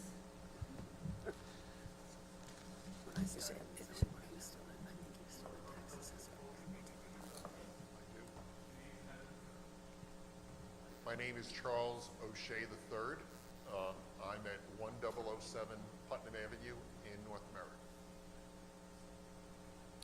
007. I am here representing the O'Shea Funeral Home, which my late father, Charles J. O'Shea Jr., established and operated. I'm here representing the current operators of the O'Shea Funeral Home. We specifically are an interested party. We are not opposed to what's going on. We have been very good neighbors. The lines of communication have been open and used many times between Allison and Lou Guerra, who is the operator and the president of the funeral home. In fact, we were just speaking before we came on here, and we thank Mr. McKevitt for adding the fifth element to the agreement that satisfied Mr. Guerra very much. The reason I'm here is because we have had a safety situation on Wanto Avenue. I mean, the funeral home has been in operation now since the 80s. The parking that we have there, my dad put as much parking in there as he possibly could. But people, if you've been there, they do park on Wanto Avenue, close to the funeral home. And it does go up, and sometimes it comes very close to Harmony's driveway. And so we were concerned that that parking would maybe cause a difficulty, but in conversations that we've had, the hours of operation have been scaled back, and with that, very happy and thankful for that, so that there's as little overlap as possible between the operations of the funeral home, which is 2 to 5 and 7 to 9. So we're very happy. Mr. Guerra is happy, but we're concerned, and we wanted to be here, and our concerns have been alleviated. We just hope that, we've been fortunate, knock on wood, that there has not been a major accident on Wanto Avenue with all the cars that are parked there to come to the funeral home.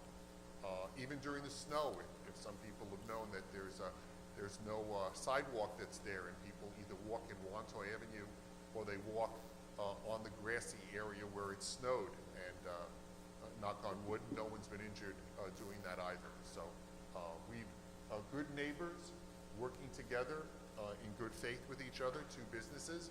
We want their business to flourish. We'd love them to stay as long as they possibly can.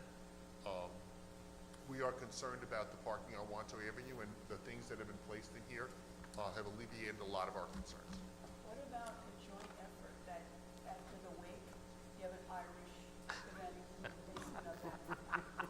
We are open to as many alternatives as you can come up with. Though taxes did come up, and I just want to say it's been 20 years since I served as assessor of Nassau County, and I believe all the statute of limitations have run on that. So I'm not going to take any obligation or fault about what happened to them regarding their real estate taxes. But just to say that as an interested party at 603 Wanto Avenue, directly next door, we wish them nothing but success in the business venture, and we're just concerned about the parking on Wanto Avenue, which seems to have been alleviated thanks to Mr. McKevitt and Allison's involvement. Thank you, Mr. O'Shea.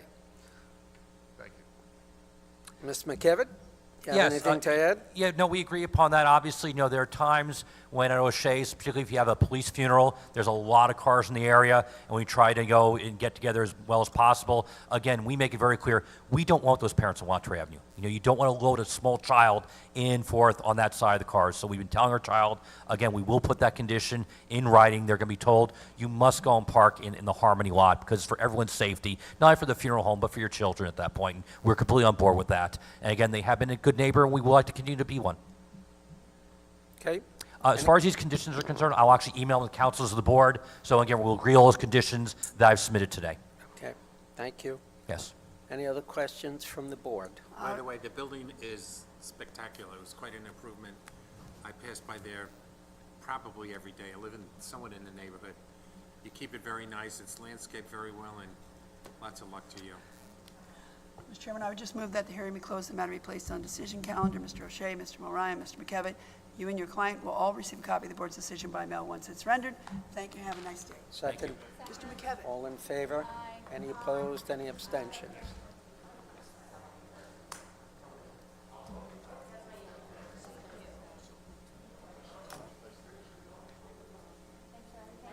That's the mom.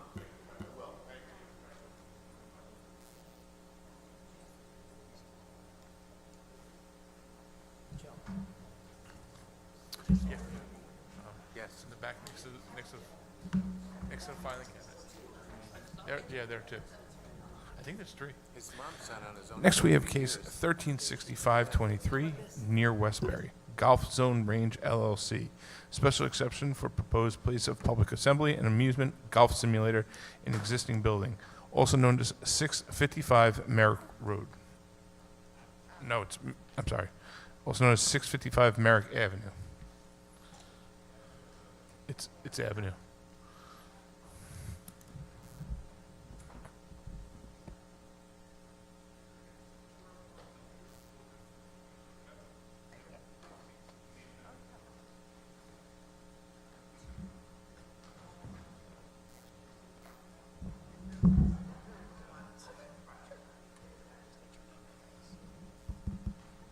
Benedict Riches, 11416 South Camden Commons Drive, Windermere, Florida. Amy Cole from Bright Architecture, and I reside at 125 Kings Highway, Apartment 2E, Brooklyn, New York, 11223. Matt Fauerbach, 722 Taunton Road, Wilmington, Delaware, 19803.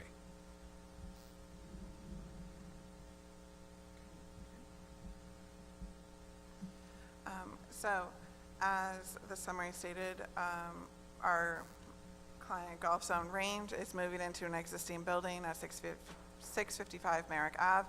It's an existing retail strip with existing parking. We are not doing any changes to the exterior, not increasing any parking spaces. So it's only an interior conversion from existing mercantile to a place of assembly / amusement, which is indoor golf simulator. We did bring some images to show their other current location in Little Ferry, New Jersey. And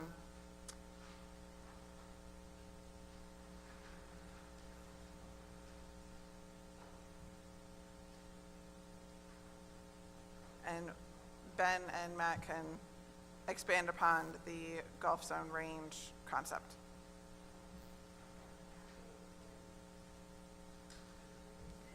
It's currently in strip mall with Micro Center and the Tile Shop. So in 2017, the landlord made the Micro Center footprint smaller internally and split apart to make a new tenant, a new demise tenant location. So we are the first tenant moving into this white box, but the building itself is existing and we're not doing any exterior changes. The building is existing and we're not doing any exterior changes. For public assembly and for amusement, for the indoor golf simulator. And that section as per zoning 272E2.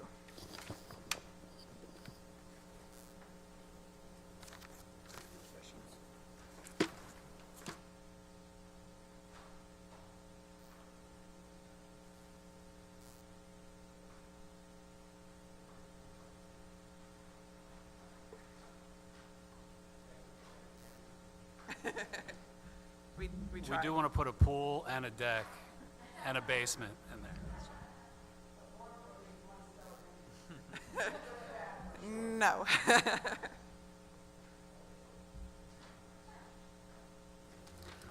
Do I have a motion?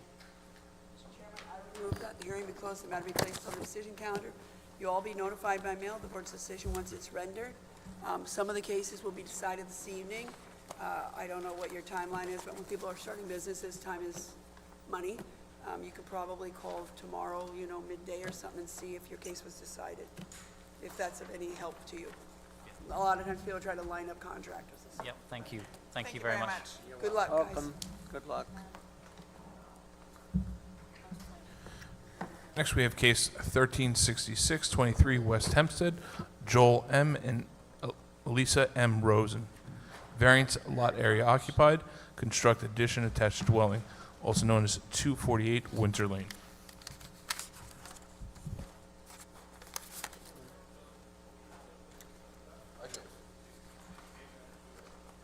Chris Gray, Does that work? Chris Gray, architect, 2401 Capri Place, North Belmont, New York, representing Joel and Alyssa Rosen, located at 248 Windsor Lane, West Hempstead. Good afternoon.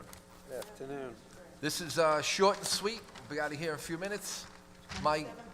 That's what you say. Yes. My client wishes to construct a one-story addition consisting of 281 square feet. Basically, it's a bedroom or a little suite for the one of the mothers of the owners. She's up in age, so she needs a little place on the first floor. In doing this, their building area is proposed is 27.8, greater than the allowable 27.5. That's my case. The owner is a stickler for dimensions, and we just squeaked over the limit, and so we're not. I don't think he's asking for very much. So.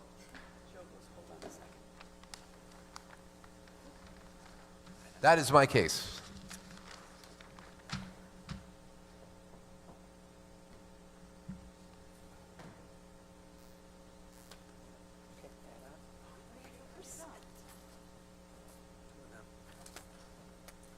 Give us a second. Any- Mr. Gray. Or Joe wants to see something else.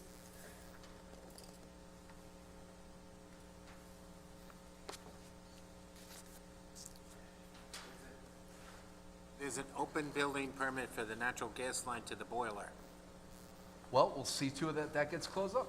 Okay, because it's been there since 2020. 3 years to have a gas line not inspected is probably silly. Thank you. I have no further questions. I move the hearing be closed, the matter be placed on the decision calendar. Mr. Gray, you'll be notified by mail of the board's decision once it's rendered. Thank you for closing the gas line permit. Thank you very much. Second.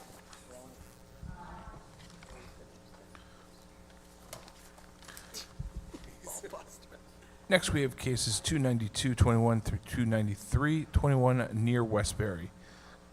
Garafalia Defanos. Variance, front yard average setback, construct two-story addition and porch attached to dwelling.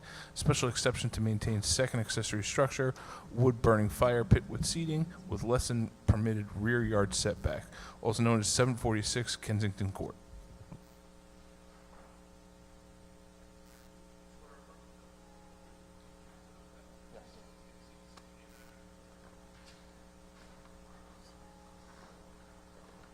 Panayotis Daphnos, 746 Kensington Court, Westbury, New York, 11590. Megan Daphnos, 746 Kensington Court, Westbury, New York, 11590. So, This is a request for an extension of time. is this because the time The in time- which to request an extension had lapsed? So we just need more time to finish the construction. So yeah, it lapsed, and we just need an extension to finish the work. How far along are you in the construction? The structure is finished. The whole structure is done. We just got to do the Inside work. electrical, plumbing, HVAC, and then close it up. Okay. When you say it's finished, you submitted some photographs where I would say the structure was built, but certainly not finished on the outside. Is that what it looks like now? Correct. It's and not sided? As of, the siding is, Peter, his name is, I think, the inspector. He allowed us to put the siding up, which is going up this week or next week. So it pretty much looks like this, but you intend on having the siding on, and you have the windows in, so get the siding on in the next week or two, and then the rest of what you have to do is interior alterations. Correct. Correct. Now, what about the debris, like falling down little orange construction fence and materials? Is that one of the reasons that we like to make sure that people are progressing once they start construction is because we don't want it to become an eyesore and then neighbors get upset. So, it's one thing if the exterior looks done and if you have a stack of materials, it's kind of a stack. And if there's any safety issue, there's a fence, stuff like that. Right now, in these photographs, besides not being sided, it looks like there's sort of a little bit much debris. And what happens is if we don't keep on top of that, then people come and scream at us, like, why aren't they finishing that, la, la, la. So, and I know there are factors, time, money, stuff like that. But is this something where in 2 weeks or so, you expect to have the siding on and for it to look, if I drove by or someone drove by, it look predominantly done, even if you don't have anything inside? Correct. So unfortunately, during the process, we had to pause because I lost my business. So we had a Okay, I'm little sorry. financial issue. But now we're getting back on track little by little. So our main goal is to finish the outside before winter, but we're on schedule for this week or next week for Okay. the siding and the little piece of roofing that was missing, To make it look more presentable. presentable on the outside. With that siding, could you make sure it's like cleaned up outside? I don't mean spend money, like Yeah. stack materials in the back or something and make sure There's there's going to be not. no more materials outside besides the stone. Okay, Yeah. The stone for the, If I come by, or other members of the board come by, in a month.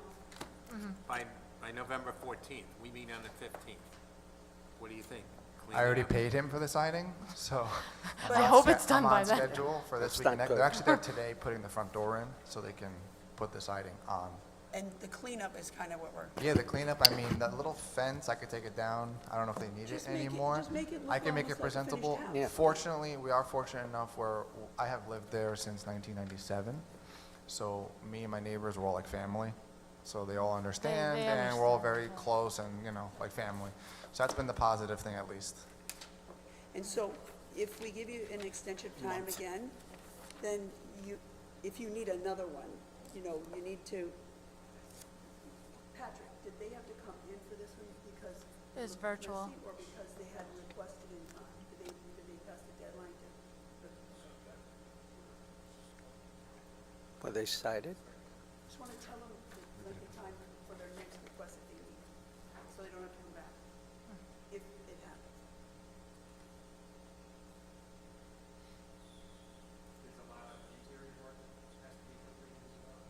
Floors, plumbing, electrical, Whole house? Walls. all sheetrock They have after. to shell. Just because of the So Joe knows if they tell him, if we give him an extension of time, we'll get to how much you need. Tell him, well, this is to complete construction. Tell him how much time you have, and if you can't make that, then they have to come and ask for an extension of time, so that they don't have to come back. This is the consideration for an extension. That's before us. We recalled it because of the photos and the Yep. No, but he unsightly said they neighborhood. also missed the deadline. I just want them to know that, let's say we give them, When were the photos taken? I don't know if Glenn took new ones or not.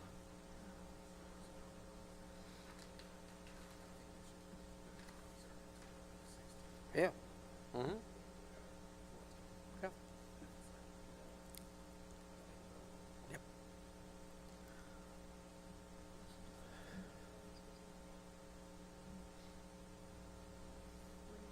What?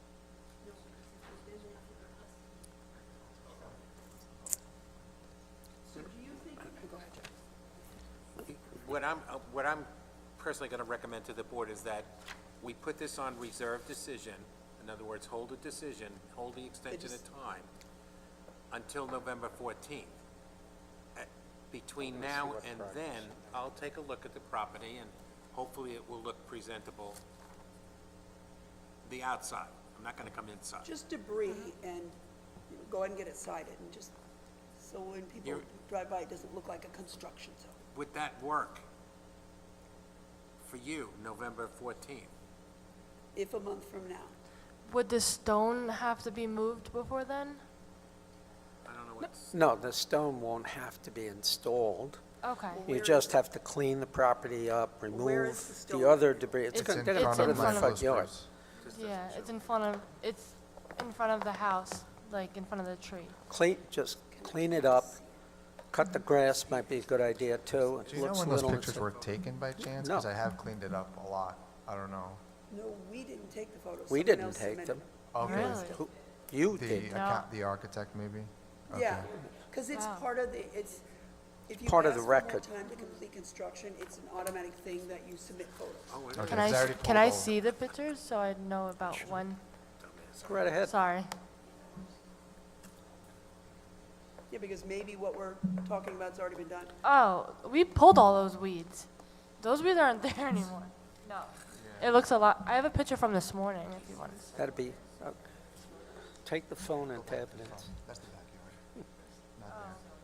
Show us, have them point out where the stone is. Can't even see it. It's on the property, it's gonna be in front. It'll be in front of the house. Can I show you a picture of our house from this morning? Okay. Why not?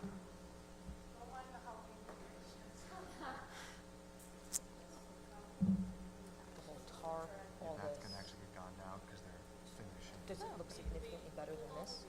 As today, well, and then after they put the siding up, it will as well. Yeah, what is this with the orange? Is that the stone? That is the stone. Yeah. As long as it's safe. Yeah, there's not a hole. Yeah, not to Backyard. make too much of a Get, problem, but put the siding on and That's probably the. yeah, put the siding on. put the siding on. I'm guessing not till the spring. Right. Probably in the spring. The stone's not gonna get done now. You can't even really see it. All right. It's still what's there. the orange fence It's around covered the in stone? a little green thing, which I probably left there purposely because it was So like, nobody, yeah, it kinda like blended in. what? But is it? It's not really around it, though. Oh, maybe it is. No, it just looked like it was like a pile next to it, but maybe. Stone is not really visible. It's disguised under that. The green vine.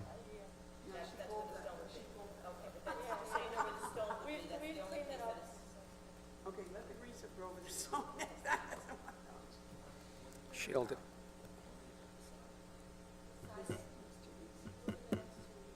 So we're gonna hold it on reserve until the 14th. So,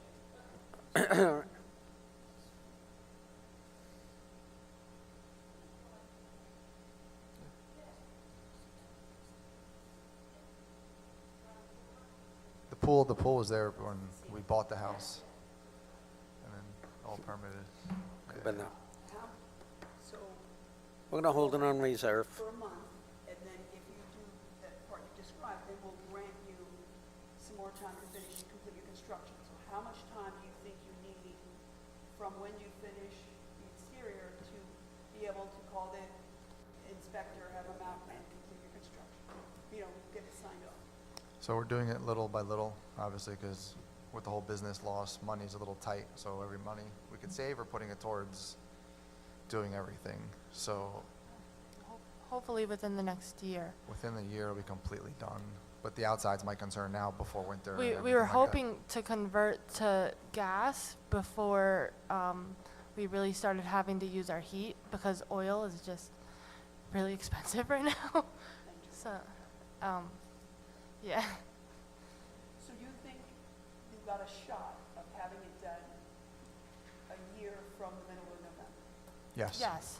So if we were to grant you that, Joe. I hope so, if jeez. they see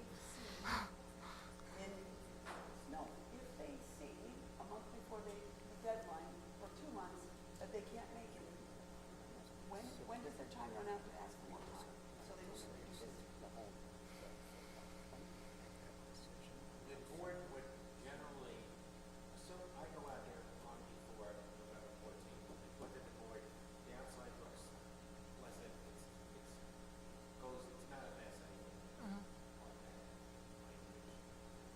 They would generally recommend, I would generally recommend that they give you 1 year extension of time to complete construction. Okay. Thank you. And if they saw a month before that or 2, when do they have to You- ask for more time if they can't make it? You would come in at least 3 or 4 weeks before that deadline Okay. and speak to counsel to the board and do some more paperwork and pay whatever fee it is. Okay. And ask for another extension of time. Hopefully But not, do it but in advance so you don't have to come in. If you Yeah. go there, you can ask for the extension time in writing without having to come to a hearing. okay. That's what I'm trying to get. And you don't want it to run beyond that time that the board gave you the next time, the year. Right. Otherwise, the Without fees requesting increase. more time. don't let the deadline pass without asking for more time if you're gonna need it. Understood. Okay. Okay, so, Just have Sure. one question. So at November 14th, or whenever you come and do the inspection, how long does it take from then on to be able to start working Well, I'll be, inside? oh, wait, November, to be able to start working. Inside. you gotta stop No, order? because we don't have permits. I mean, they're expired. Yeah, we don't have any permits. Or we Wait a can, minute, hold on, now I'm confused. Your permits to work on the inside have expired? yeah, well, We it lapsed, we the- applied for the extension right before they were set to expire. That's why we're here, to get the And then extension we of saw time. pictures, and then we said, this is not acceptable to the neighborhood, come on in, and that's Right, what you're doing here. right, Yes. Right, but they're saying they can't work on the inside because their permits for the, have expired. It's confused. I know. All right, so, I'm not understanding why they can't work on the inside. because they, We didn't get the time extended this No, time. no. Oh, okay. They Mr. think Bogle. they can't do any work because the building permit expired. And Christina, but, so they didn't come.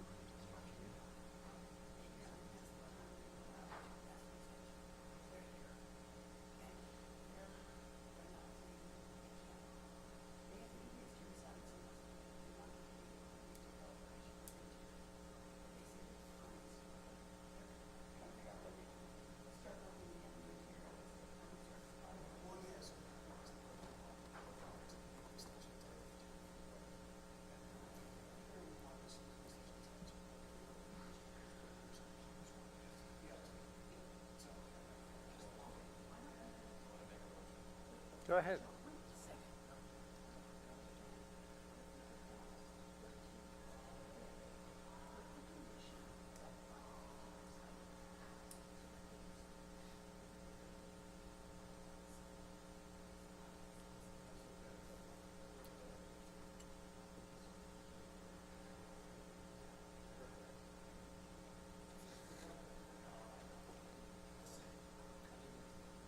Mr., would you like to make a motion, Mr. Pellegrini?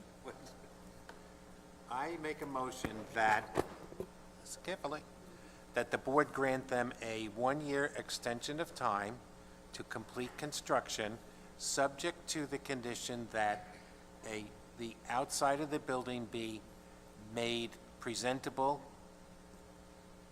on or before November 14th, 2023. Second. All in favor? So now you can, you got your extension of time, so you can start on all the stuff you want. Thank you so much. Thank you very much. The paperwork will be sent back to the building department with what I just said in writing by the end of the week. Is that okay? Does that work? Okay, so I'll just And- let the architects know that. Yes, it's a fact, it's already done. Okay. You have an extension of time, subject to November 14th inspection. Just get that side Get, done. get the outside cleaned up, Okay. We will. even though you're friends of your neighbors and Yeah, your loved ones. Haven't Yeah. complained. You know what it's, I know. Listen, we don't want it to That's look like it. that either. and we don't want to allow it, so All you right. should live happily ever after. Thank you. Thank you You're very much. welcome. Have a good night. Two.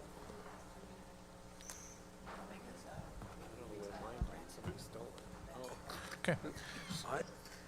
Finally, is case 714-84, Franklin Square, 763 Pizza Incorporated, doing business as Il Cantone Cafe. Wave off-street parking restaurant, also known as 763 Hempstead Turnpike. This is the point. They're not gonna stay outside seating. Like a temporary deck. I hate to tell you how many toilets I've replaced. Franklin Square. My name is Konstantin Evstathiou, CE Architect, 117 Linden Street, Belmore, New York, 11710. My name is Vasilis Triantopoulos. I'm the current tenant in 763 Hempstead Turnpike. Can you hear it? No, you're gonna have to speak louder. I'm a little nervous with microphones. Yeah, a little loud. it's harder to hear people than you think, and she's gotta hear it so she can take it down. Vasilis Triantopoulos, and I'm the tenant of 763 Hempstead Turnpike. Must be. So this case is being reopened because you Hill are Cantone requesting with a- some With a big twist. modifications to your conditions. Yeah, modification to an existing parking variance that was done in 1984 for the restaurant that's there now. Okay, what is the condition you want to modify? So the original, under our impression at the beginning of our job, the public assembly permit, the previous plans, the landlord all showed 80 occupants. We filed the application with the building department, and Mr. Nerbecki notified me saying that the notice of decision in the 1984 was reduced from 80 to 40. So, Mr. Nerbecki from the building department, the plan examiner.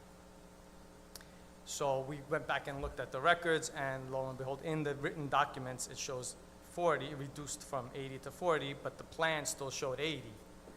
So we were under the impression it was 80, so that's why he leased the space.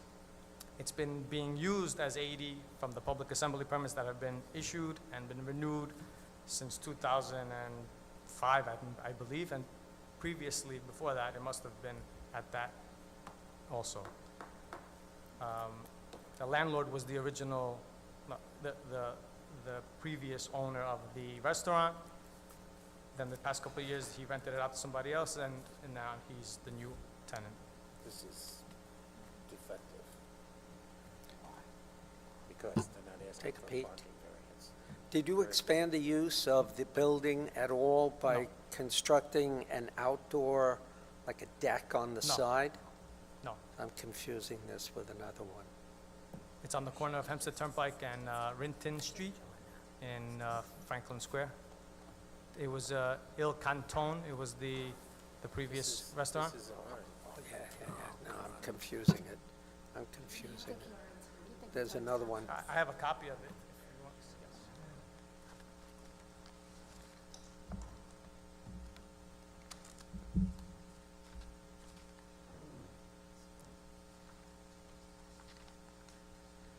And this is actually the plan as well. This is the plan that was with that showed the 80 occupants.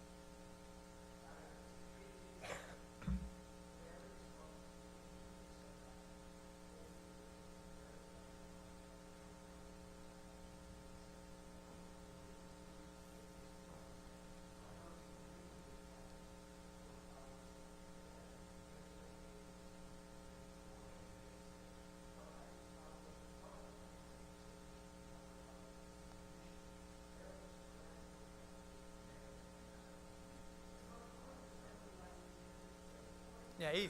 They had 80. 80, yes. I have a copy of that too as well.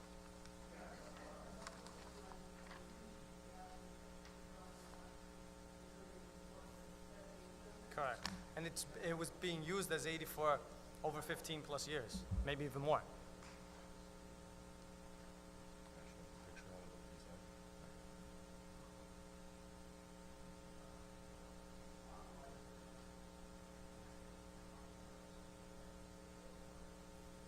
And that was a renewal. It wasn't even the original. That was a renewal. And the only one that I could find in the system was that one.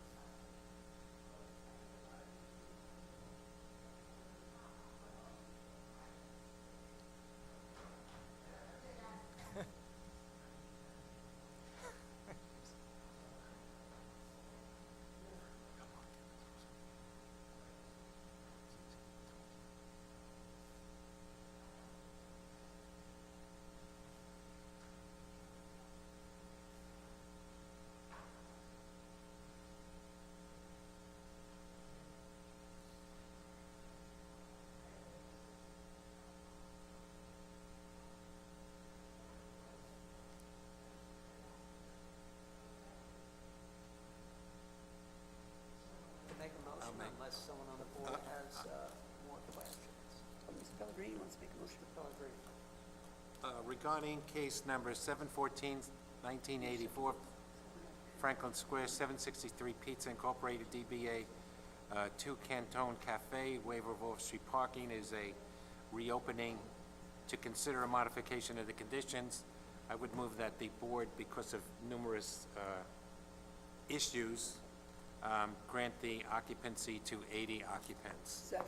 All in favor? Aye. Opposed, same abstention. Thank you. You're welcome. So now I can go back to Mr. Nervicki and modify. Yeah, give us about a week to get the paperwork up there, yes. Okay, perfect. But- Thank But you you so can, much. feel free to call him and tell him. There's a video of it. You know, it's streamed online and it's recorded, so if he doesn't believe you, you can look it up. Thank Yeah. you so much. You're welcome. Have a good rest of your evening. We'll be speaking. All right, let's take a 2-second.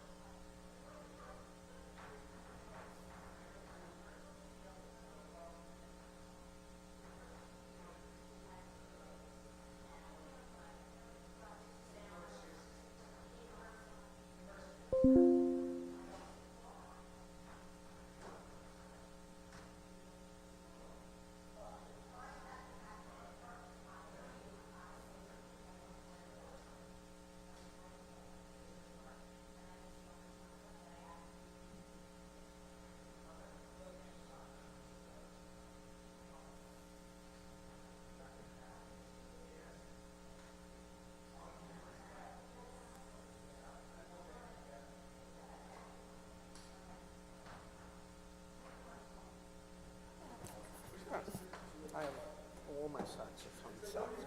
Now,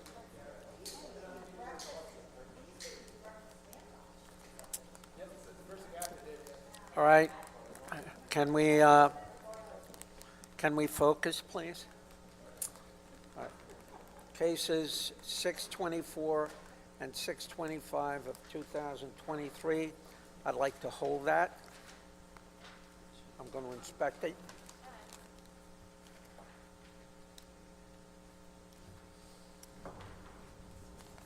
Just as a mention, my opinion is that we should deny the basement under the addition and also deny the basement entrance.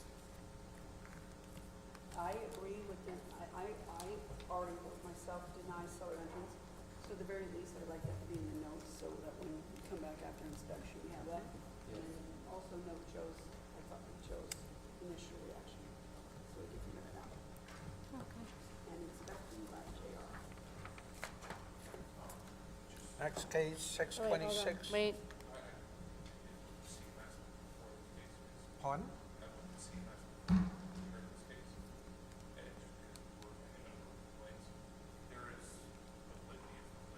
What's the, we have one of those? Yes. Ooh, what's the address? I have some complaints. So there usually if there's a case that has a lot of complaints that are coming in, I'll just look at it. Wow. And there was a number of complaints on it. And what were they predominantly? What's the name? Who was on that case? I was like, I didn't like. Do we remember who was on that case? I don't really care. I always write it on. No, but I was wondering if it's one of the ones that don't go in there. I just want to know if that's the one where I kept saying, have you been there? Did you go inside? No, that was, Lino on Tuesday. yeah. Lino on the Pret Sing, they're both Sings. Maybe that's.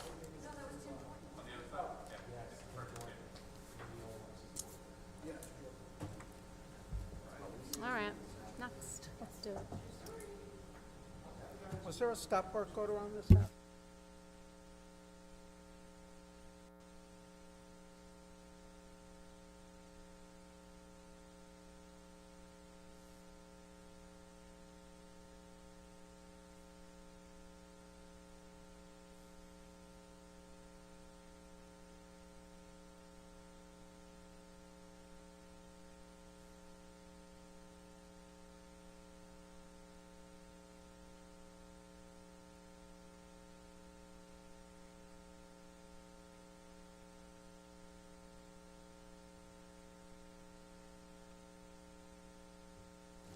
Uniondale, 50 Charles Lindbergh Boulevard, SPE LLC. Do I have a motion? I do. Well, I drove past it and missed it, so I had to drive around again. But 626 of 23 Uniondale, 50 Charles Lindbergh Boulevard. I move to approve that as requested. Usual sign conditions. What? Second, It's all on a in curve, favor? so that's why. Any opposed? Yeah, normal? Oh, okay. 627 of 23 in Baldwin, Maurizio and Christy Modica. Do I have any discussion? If not, do I have a motion? I will move, Mr. Chairman, 627 of 2023, Maurizio and Christine Modica, 2434 Loft Avenue, Baldwin, grant as requested. Second? With the pool Bless you. Any second? Second. All in favor? Aye. Any opposed and abstentions? 628 through 631, I will look at that. And I guess the applicant's representative is going to make arrangements for me to gain access. 632 through 635 of 2023, Louis Balsamic Vinegar. No, Luigi Balsamo. And he's gonna, Listen, I would go This with you. is, one of the fences, he's no longer requesting to keep one of the fences, the one on that. If I'm looking at the house, the one on does the left. anyone want to inspect it? This was to say the least, cluttered. Does anybody want to inspect, or does anybody have any questions, or does someone want to make a motion? I'm on this list. I have I'm no still questions. finishing the last one. So, there's a fence on each side. No, He no still longer doing- wants to keep this disregard fence that. facing the house. And he's willing to remove this one if he has to. So just, he's gonna He remove. granted as requested. Second, Second. all in favor? Aye. In other words, the request is just making the fence forward the dwelling. Case 636 of 2023 in Wantor Limestone Property Developments LLC, DBA Harmony of Wantor, Inc. Do I have any discussion from any of the board members? If not, do we have a motion? That was a good case. Incorporating 5 conditions offered by the applicant. Yes. Okay, I move, okay, I request that case 636 of 23 in Wantaw, Harmony of Wantaw, located at 635 Wantaw Avenue, be approved as requested with those conditions. Second, Second. all in favor? Which one was that, Aye. 636? Yep. Okay, did you just, you gotta do secret too. You could do that. Question, I'll let you do it. question. Case 1365. Wait, we have to do the CEQA. All right, you could do that. You could do the What do we CEQA. do? Okay, Wait, Mr. hold Chairman, on. as it relates to We case have to do the CEQA 636 on of 2023, that Limestone one. Property Development LLC doing business as Harmony of Wanta Inc., affecting the property 635 Wanta Avenue. I make a motion that the board adopt a negative declaration as a secret Second. determination. Second. All in favor? Aye.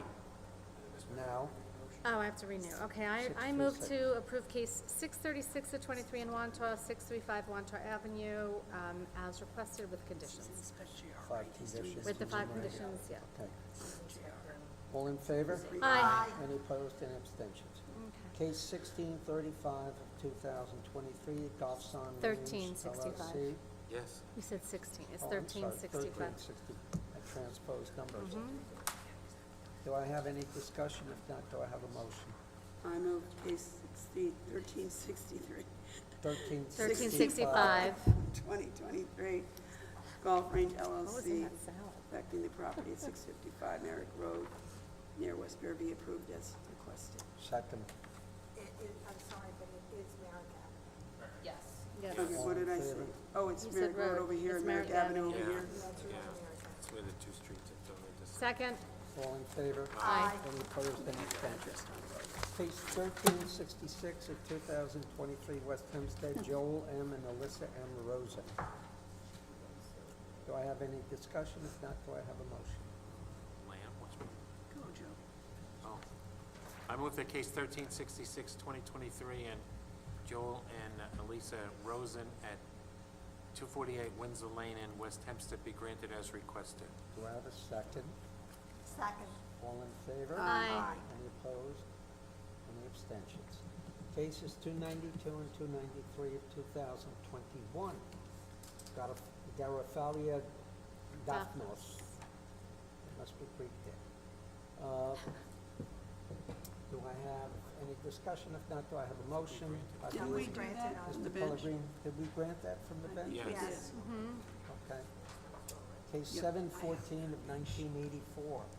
We're really going Bench. back in time. That case was also granted from the bench. Yes. We're doing good. Does Mrs. D'Amato want to do something else? Yes, I inspected cases 464, 2023. As did I. Yeah. 464? Where are we? 464 East Atlantic Beach. 460. I just wanted to check one thing. That is, it's characterized as a 3-story here, but it's really, I believe it's really a FEMA plus 2. FEMA 2. Okay. So, as far as I could tell, it was predominantly a house in the same basic location with a small section added on, but it maintains in substance the same setbacks which it has now and are common in the neighborhood. So I would recommend that it be characterized as a FEMA plus 2 and that we grant the application as requested. Second. Second? Anybody? Second? Joe second. What's up? All in favor? Aye. Any opposed? Any abstentions? 553 of 23. Case number 3, that's the same. And Galindo, they're both at Galindo. We already did that. Oh, okay, sorry. Any comments? I inspected it, and I think it's You're talking about 553? 553. What was your, what is, I mean, I looked at the plans, and it looks like that, you can make it a hotel if you had any more entrances. Right. oh, is this the 7 doors for 7 Brothers? 7 doors. Yeah. What are we doing on this? Wait, this is the one, This was It's the a one, brand new this is construct. the one Yeah. where the family lives there and that they're supposed to have like 10 more kids. Yeah, there's 7 bedrooms and 5 bathrooms. oh, this isn't the 7 doors. No. That's a different one. This is a different one. This is the one where the family's moving in. It's a one-family house moving from the city, no garage. And there's 10 people in the house. It's the parents with the brothers and his wife and their kids and so on and so on. Wait, That's how I'm you on get to- the reserve calendar. John, that's not the house, Yeah, is it? I'm on the reserve calendar. That's not the house. Well, because it sounded like Kim was talking about the one from today. No, There was, right, Yes. that's different. Okay, This is so wait, what? this was This the is one, 799 Chestnut. this was the one where it's an older, the grandparents live there, then the two brothers live there with like a bunch of kids, and they want to have more children. So Correct. that's why they want everyone to live under the same roof with Right. one kitchen, Yes. and And they there's have two this- interior entrances to the basement from inside the And all they house. need So is two water interior occupied basement and front entrances. yard. Boy, Kim, you have such a great memory. I do, Well, that so you don't know. lot area occupied. What's the, What were they asking, what was required? You know what? lot area Maybe occupied and You front wanna hold yard. on to that? Let's hold that, pull the plans. We'll take a peek at it next week. Because that's, and there was no opposition. Because it's a But it- demolish and rebuild. It will be the largest. Gone, under the same roof. Comment that, like, oh, what a nice mother to cook for everybody. Not like a farmhouse, mommy, daddy, da. It is not, Yeah, but they're separate But, units. Second floor, there's 7 bedrooms alone. yeah. But they only have lot Sounds area good to occupied me. and front yard, to be honest. Granted. It's almost as of right, depending on the lot area occupied. Okay, what are we doing next? 576, 23, Point Lookout. Right, is that the, Oh, yes, I have that. so we did the reopen, Yeah, yep, and it's back on curious reserve, so little now we kids. just need I a, think that's fun. Yes, so I inspected that, and then I went back over the plans today because there was some confusion. This is also the one Howard Avertine clarified his testimony by letter, which we accepted into the file and evidence. And after reading Mr. Avertine's clarifications, I looked at it in person and going back over all the plans, the other materials, I would recommend that we grant the additional requests here. I make a motion, we grant request. Second. All in favor? Any opposed, any abstentions? What'd you say? No. It's kind of missing. I got down to one page of reserve. Excellent. I've never once seen it, and There was a time when we had it. last hearing, we were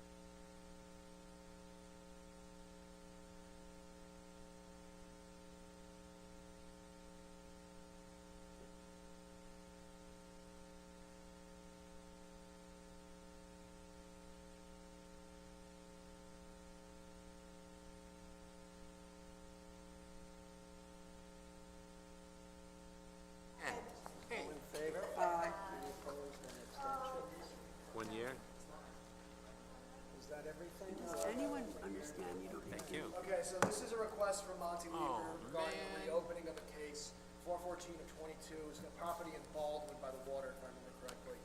And during the discussion, there was a fence variance that he applied for forward of the dwelling.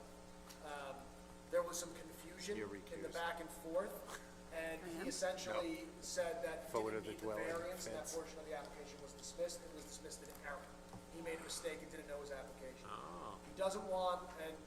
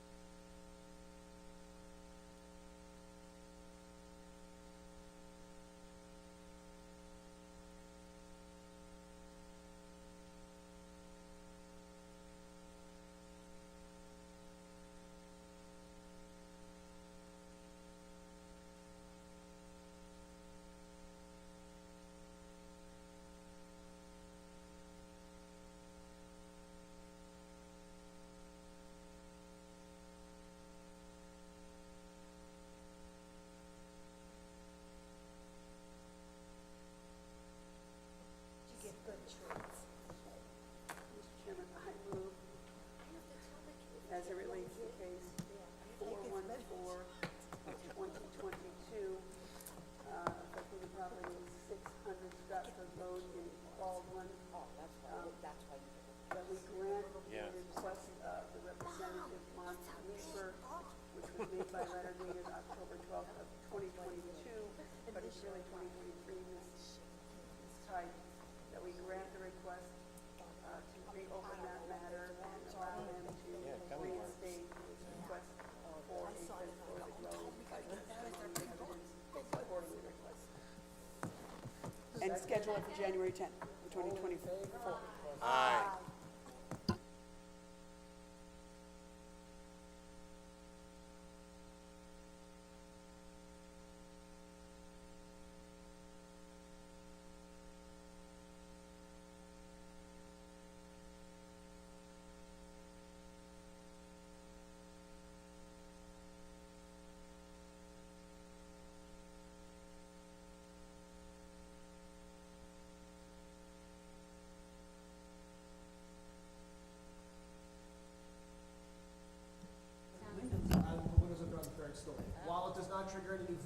variances, Fred was concerned that it's against the lot area occupied portion of the variance because the way it changes increases the bulk or the volume of the building because you're gonna have a flat roof as opposed to a peak roof.